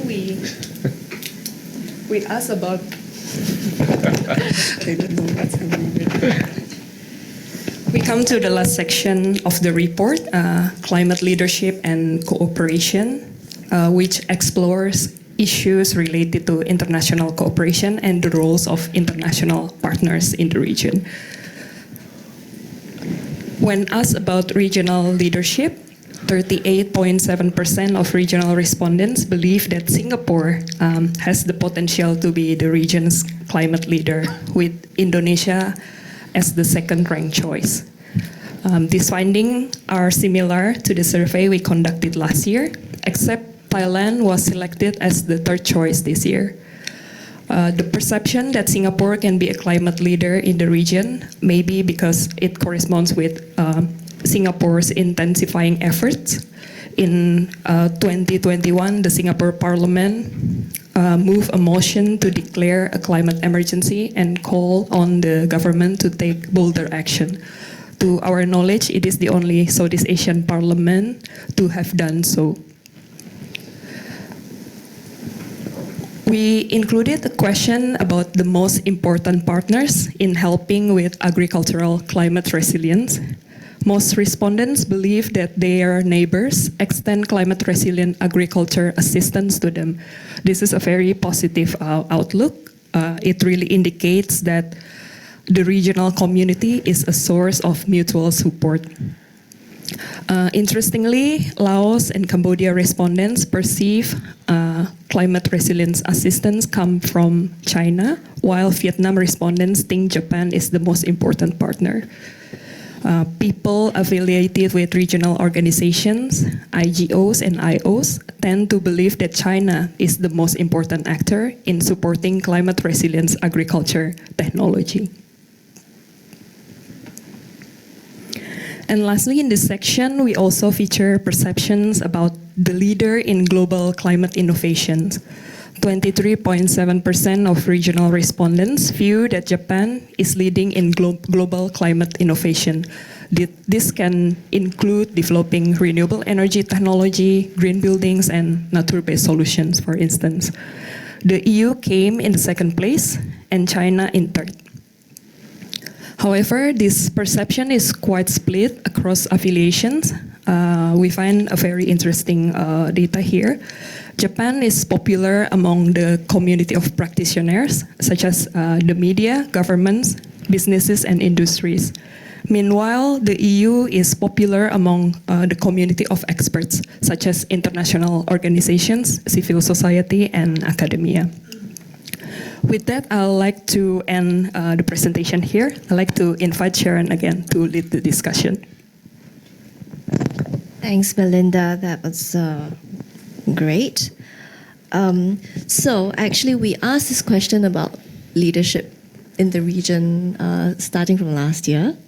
And this year, we were very naughty. We took away the option, none of the above, because we found that if we had that option in, then everyone's like, oh, I'm agnostic about this. I'm not going to choose anyone, which is why when we forced that, then another third country came up to third place. So, and it's also surprising to us, the team actually, that Singapore was named to be the leader. You know, imagine the smallest country in the region being named and all that. But did that surprise you actually, as the experts on the panel? I would have thought the country in the region with the highest amount of territorial greenhouse gas emissions should be the leader. Right? The biggest lever to pull would be their own citizens think so. Okay. But the other 9, I was quite stuck last year actually, the other 9 did not think so, strangely. And there was a significant proportion of Singaporeans who actually think that Indonesia should be the leader, not Singapore.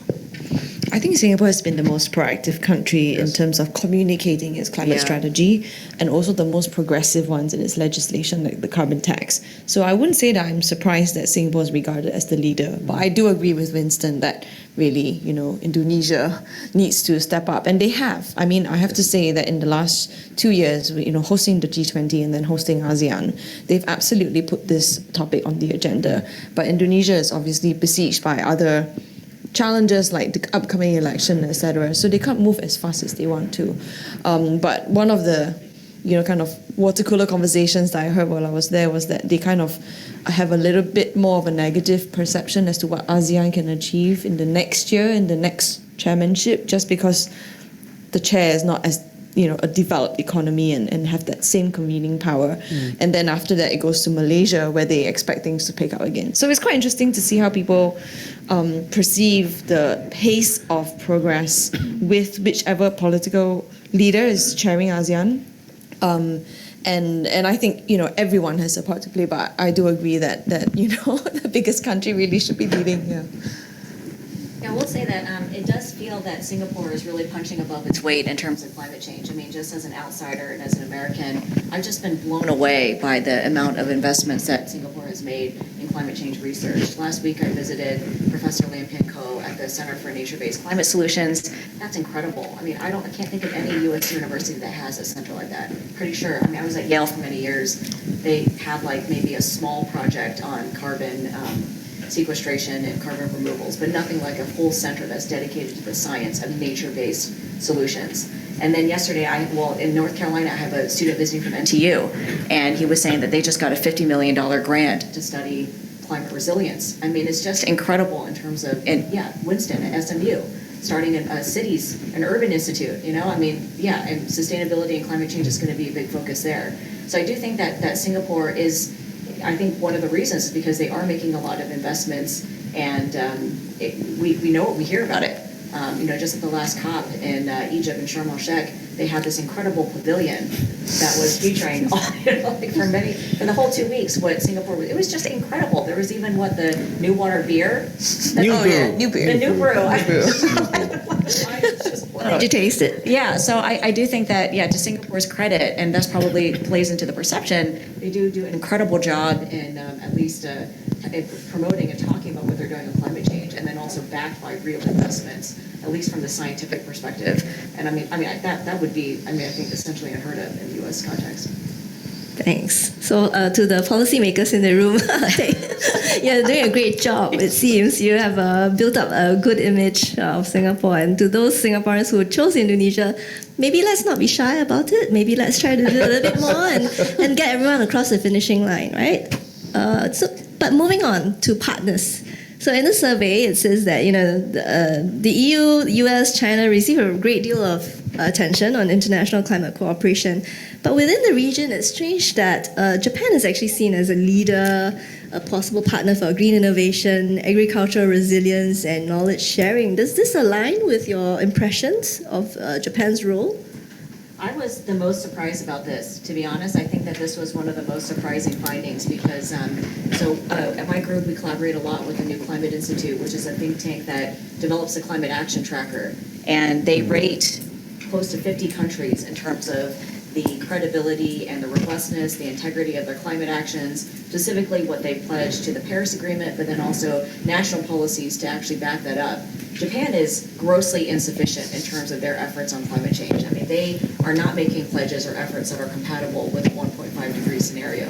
And I think particularly in ASEAN, they're actually working counter to the goals that ASEAN has set for itself to decarbonize. So the minister and President Choi talked about the 8 countries in Southeast Asia that have set net zero targets.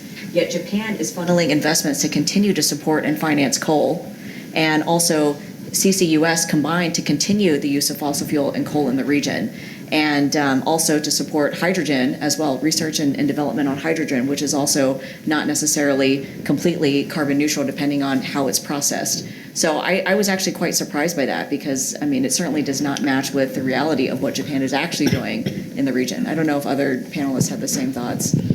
I saw Winston nodding his head. I'm nodding. It's the perception versus reality issue here, and also the broader geopolitics coming into play as well. So if you want to look at the role of the Chinese, for instance, I thought it would be slightly higher. Relative to Japan, so that has something to maybe speaking more on the very interesting geopolitical situation right now in Southeast Asia. It would be good to get Professor Tan's opinion too, because it was Vietnam. It seemed like Vietnam respondents in particular were supportive of Japan. That's right. Let's move on to Dr. Thang. You know, the Vietnamese respondents were surprisingly very supportive of Japan's role. Could you give us a comment on that? That didn't surprise me. I'm not talking because I was from Vietnam, but I have some experience in the region. And Japan has been quite active in, for example, Indonesia, not only Vietnam, right, in terms of talking to decarbonizing the industries. And their approach seemed to be not black and white. And they offer some gray in between, right? So they offer something like coal-firing, coal power with ammonia, or CCUS with the coal power. So somehow that may sound practical and may attract some interest from the current fossil fuel industry. So in general, I think that Japan, on the one hand, is offering support, and I don't know whether that's right or wrong, but soundly practical to some industries. And on the other hand, they also support the region in other aspects, so they may get reward. Yeah, I'm going to echo him because, I was going to say we shouldn't underestimate the soft power of Japan. I was actually in Japan in March for the ASEAN-Japan celebration of 50 years of ties. And the Japanese are very good at kind of surreptitiously engaging, large industrial kind of sectors to ensure that actually a lot of the Japanese technology is transferred into ASEAN. And that has, kind of like roots from, the rubber industry when they had that dispute and, in the industrialized decades, Japan was actually doing a lot of technology transfer, and they see ASEAN as a major export market. And actually what I was quite surprised was that the EU, was not much higher, because the EU has been the most progressive bloc that's enacted so many different legislations and put the most investments into the climate agenda. And I'm wondering, I don't know, but it could also be a little bit of the fallout, from their deforestation law, where, Indonesia and Malaysia is very upset with the EU. They think they've overreached. But there's a lot of geopolitics, as Winston mentioned, that creeps into perceptions of whether a country is doing enough or not. So all the palm oil controversies with the EU, I think mainly between Malaysia, Indonesia, and the EU, so that may have played into it. And also the carbon border adjustment mechanism, the EU CBAM, may have had not so positive reception within the region, particularly where, Southeast Asia companies, many SMEs are actually part of the supply chain, and putting it down to them, putting the onus on them to show cuts in emissions might be something that they're not equipped to do yet. So maybe a bit more of the capacity building needs to be done. And on that perception about Japan, it also surprised us, the team of researchers who did this survey, because we thought naturally that China would be the more foremost leader. Yes. China has been really ramping up their use of RE, is world's largest share of solar PV panels, and has been doing a lot in terms of decarbonizing its own economy. But that doesn't seem to be shared by the public. I'm curious why 3% approved of Russia. Oh dear. I have no idea. Yeah, I don't know. But perceptions. I thought I saw Russia. There was Where? Russia, right? Was it? No. In 3%. You mean India? India is or Russia. I saw in the slide deck, but that could have been my bad eyesight. There's no Russia. There's no Russia, right? Yeah. Okay, good. Then it's just my India, eyesight on the screen. Okay, yeah. I was looking for that. No. But this question on external cooperation and partners, we were quite kind. We still allowed none of the above option. Okay. So for the fence sitters, they still have like 8.7% of them say they don't see anyone playing a role. It's been a great conversation, actually, and our online audience, I must not forget them. Please send in your questions and state your affiliation and your name so that we can take them. And since we're on this point about... Right, okay. I'll go to, sorry, online audience, I'm going to go to someone in the audience here physically and then move to the online questions. Annette? You first, gentleman over there. Yeah.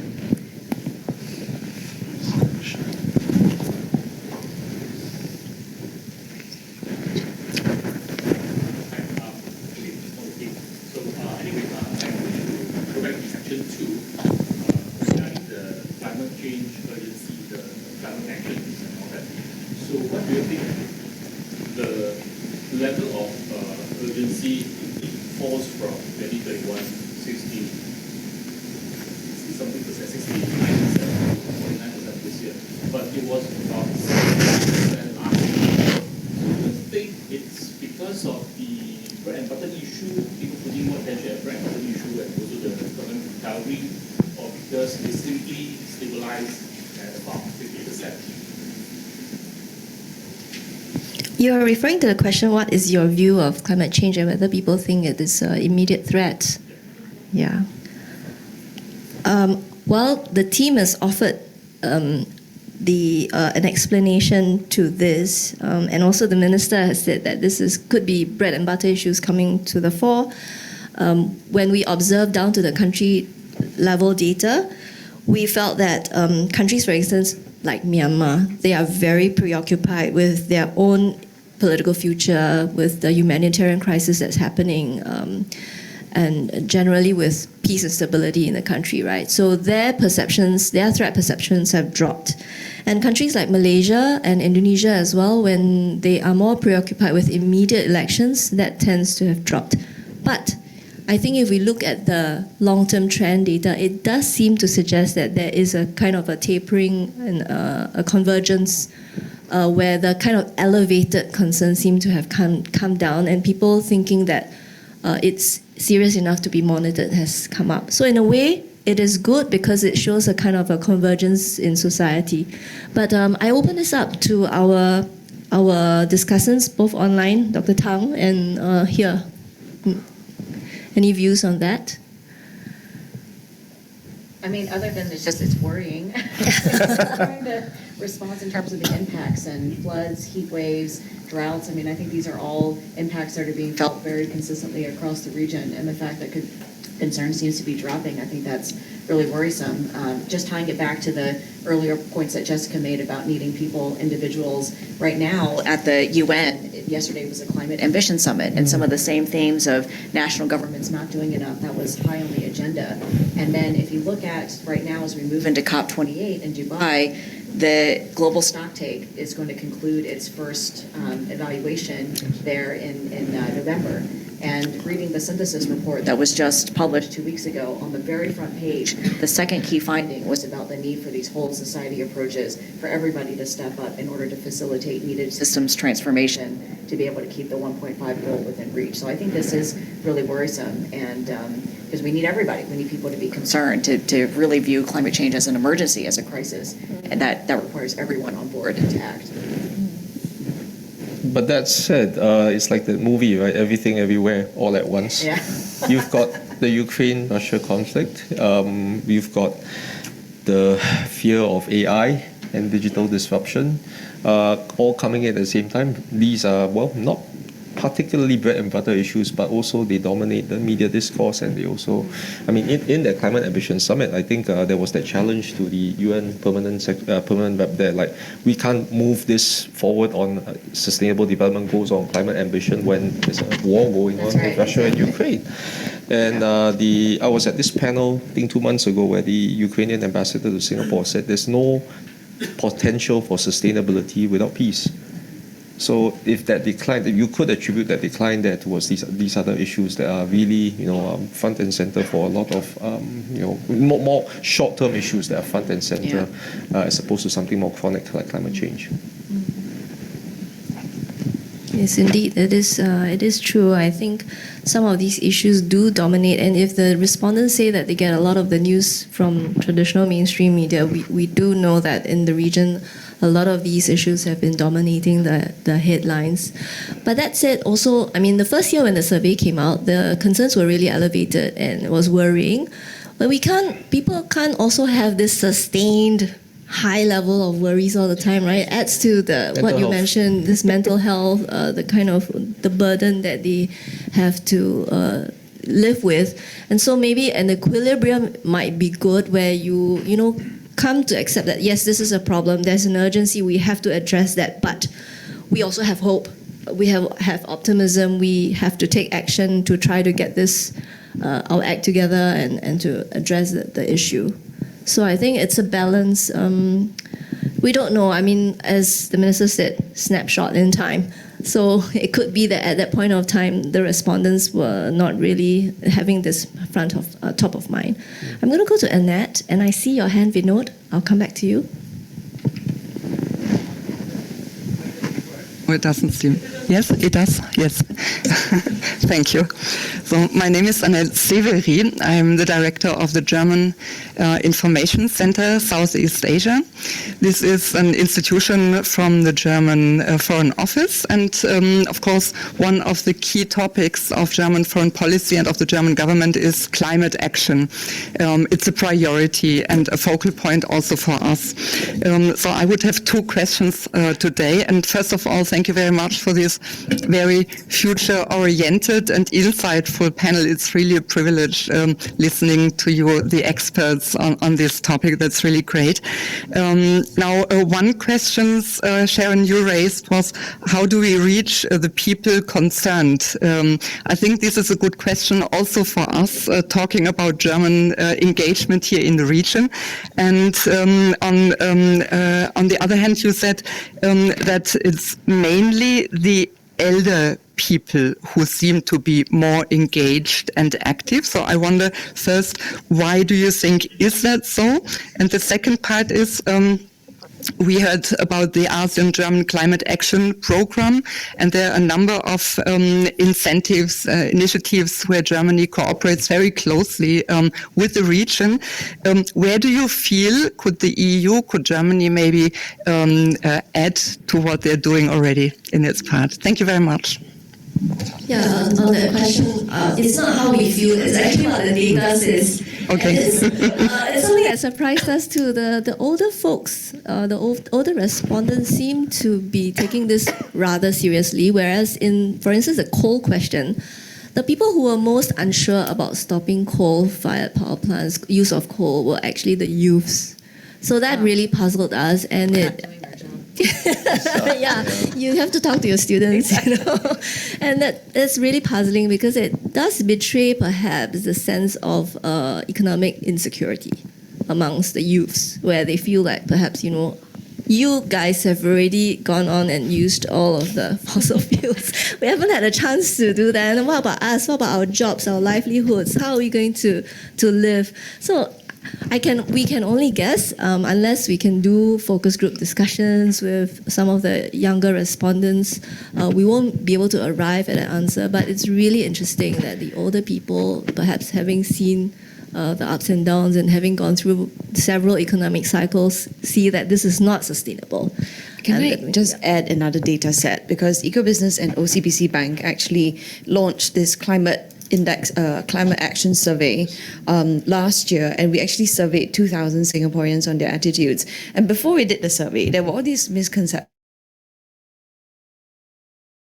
Supermarkets, they like to blame the auntie or older people for not being more engaged on climate issues. But then when we actually got the results, the older segments are actually more inclined to advocate and more inclined to take sustainability-related actions. And it surprised us tremendously because we work in sustainability and all the youths that we interact with are always so engaged and always so passionate. And when we look down at the data, some of the reasons, the top 2 reasons for the youths not supporting more climate-driven actions was cost and convenience. And so, to your point about economic insecurity, I think that there is, a large swathe of youths that are very passionate and they are very much more engaged, but there is this underlying sentiment that, their future is not secure, and when it comes down to dollars and cents, they vote with whatever is cheapest, even if, the more sustainable thing to do might be to support a product that's slightly more expensive. But I thought that was an interesting layer.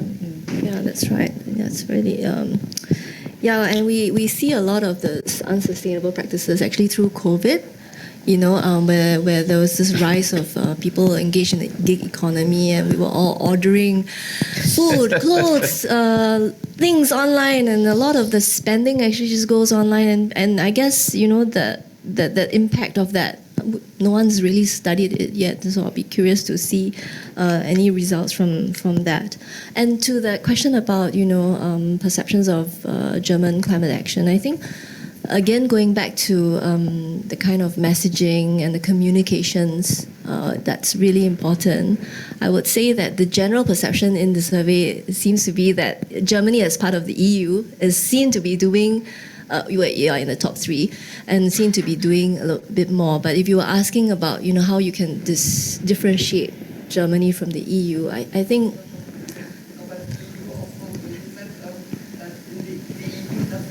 very active, but the perception is not the growth of the How do you explain that? Yeah, I can't explain this. Again, I think it's got to do with maybe a long-term communications strategy on the part of the EU as well. Yeah. And again, back to this is a perception survey, so really it just depends on what people see on the headlines the day that they take the survey, maybe. Okay, I really have to kind of go to the online audience, and I'll come back to you, Vinod. Just again on this point about, engaging people and youths, we have a question here from Peggy Chua from the Asia Pacific Regional Network for Early Childhood. And the question is, how can we build on a global momentum to better engage youths and parent groups to advocate for vulnerable populations, such as young children? So maybe we should start a little younger than your students at university, go down to the preschoolers and see how we can engage that. And related to that, the observation that we've often made is how come no Greta Thunbergs here in Southeast Asia? Because Singaporeans are not allowed to protest. Now, what about Indonesia, Thailand? I think we all have young kids, relatively. And we've seen how, at least my kids who are 14 and 11, so they've benefited from a good curriculum at a grade school, primary school level that talks about climate change in a holistic and systematic manner.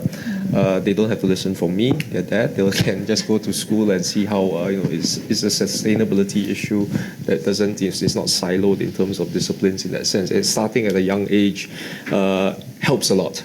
The second thing I would think is I'm biased because I'm a city guy.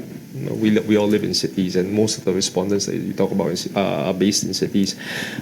Do not make sure our kids, or at least in my family, we make sure our kids don't lose that connection to nature. So hence the focus on nature-based solutions. One of the other co-benefits is bringing them out to park spaces, bringing out to Pulau Ubin, to Chek Jawa, to Sungai Buloh, to Labrador Park, so they see that there is some high degree of natural heritage that is part of the environment. Building that connection to nature is so critical to make sure that long-term relation between the coupled human nature systems is imprinted onto their minds, and they realize that whatever actions they take in cities have that implications towards nature. So it's actually interesting because I have the opposite problem. In the United States, there's too much nature. It's huge, So where I live in Chapel Hill, we have to get into a car every single time we take the kids to school, or we want to buy groceries, or we want to go and see friends.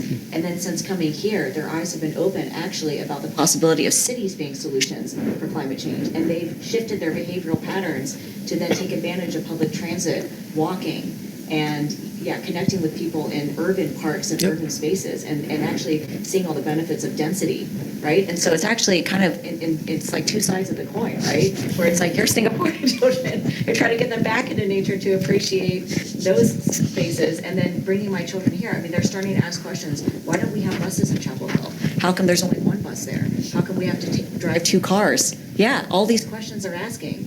And it's because their eyes have been open to, when you have density, when you have urban planning, when you have governments that invest in climate change and sustainable solutions, it's like my kids did not even know what the MRT was before they came to Singapore, because we don't have that. I mean, you look at MRTs in the United States, there's like a handful, less than a handful.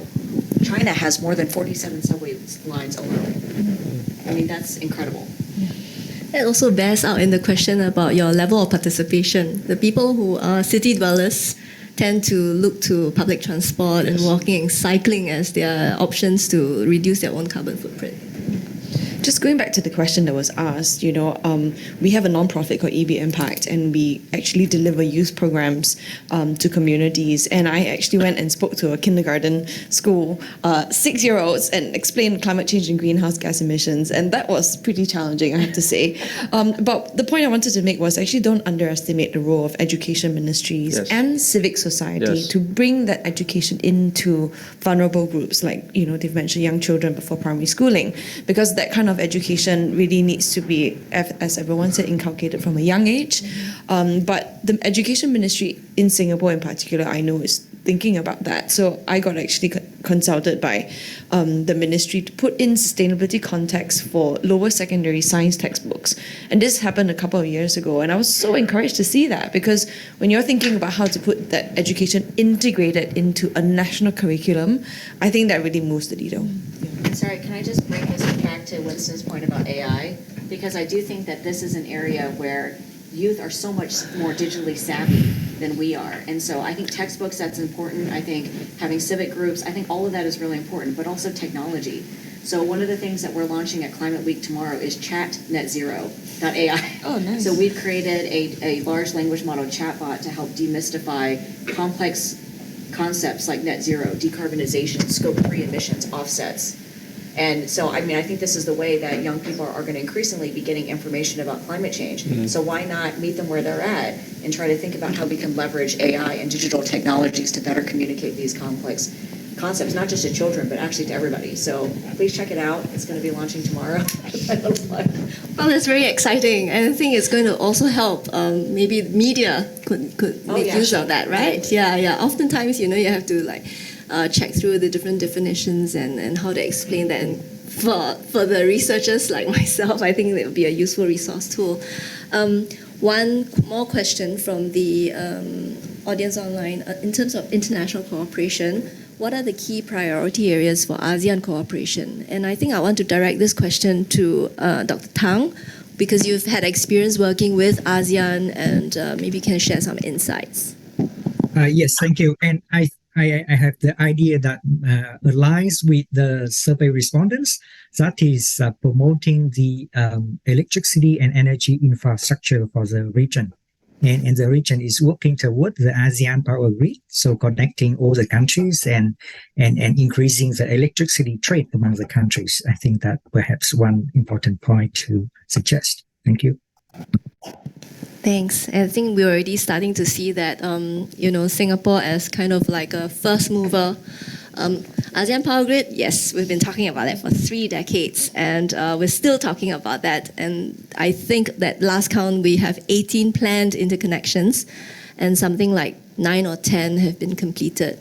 We've also started with the Lao-Thai, Malaysia-Singapore project integration pipeline, and that is in place for 2 years, I think, to just import a small amount of electricity, 100 megawatt. But what's really interesting about this project is the pathfinder aspects of it, the fact that maybe you can draw out lessons to apply to the greater ASEAN Power Grid. And that's a project that actually my team and I have been working on, and we're hoping that some of the findings can inform the policymakers in the region. But back to Singapore, so there's this whole slew of planned undersea cables from Cambodia, Vietnam, Sarawak, Australia, and then the latest ones that were announced 2 weeks ago was from Indonesia.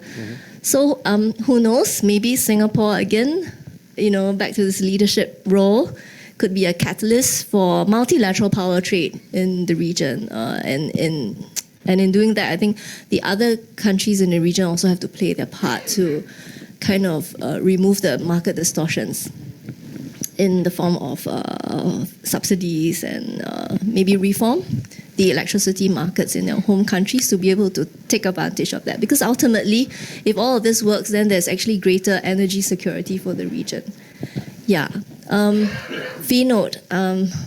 We're running a little over time. I beg for your forgiveness if we can stay for 5 minutes.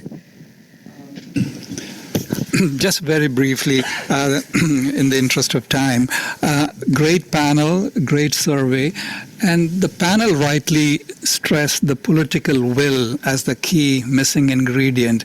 And surveys like this, if that represents public opinion, and if it really is about the trade-off people are willing to make, although this year's numbers, are worrisome, nevertheless, over a period of time, that could be a big factor in the political will equation, that, the public opinion groundswell of that beginning to shift the needle a bit in the direction.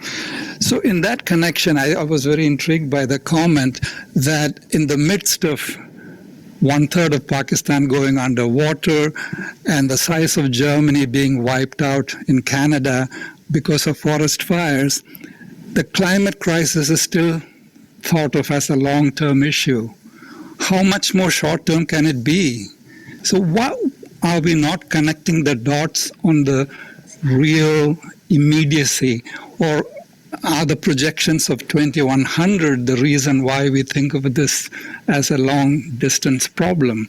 And if that doesn't change, then all bets are off. Any comment from the panel?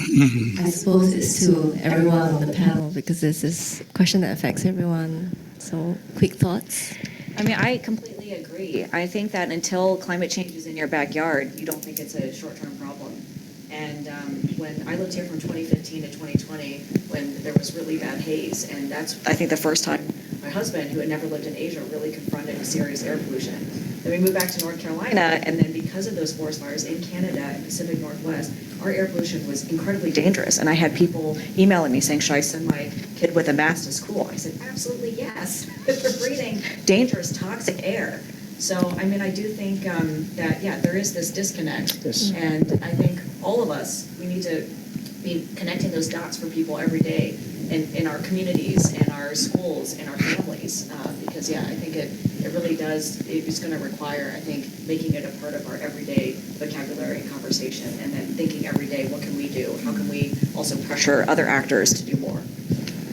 Agreed. You do not want to have the personal experience of breathing in poor air quality, and the job that I think Angel, myself, Jessica, Sharon, and everybody else here in doing research is to make sure that this lived experience is not shared. We don't want to share this experience with other people as best as we can. So to your point, Vinod, that is one thing. The other thing also is maybe I hate to say it, but if the quantification of those impacts is in real dollars and cents, that gets to the heart of the policymakers' brain faster than sad stories about breathing in haze or anything like that.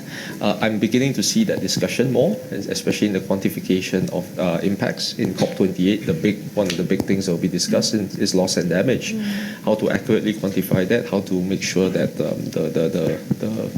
I don't want to use the word reparations or the sort of compensation aspect is discussed, is going to be moving forward. And when you see the numbers discussed, I think it will hopefully spur more action.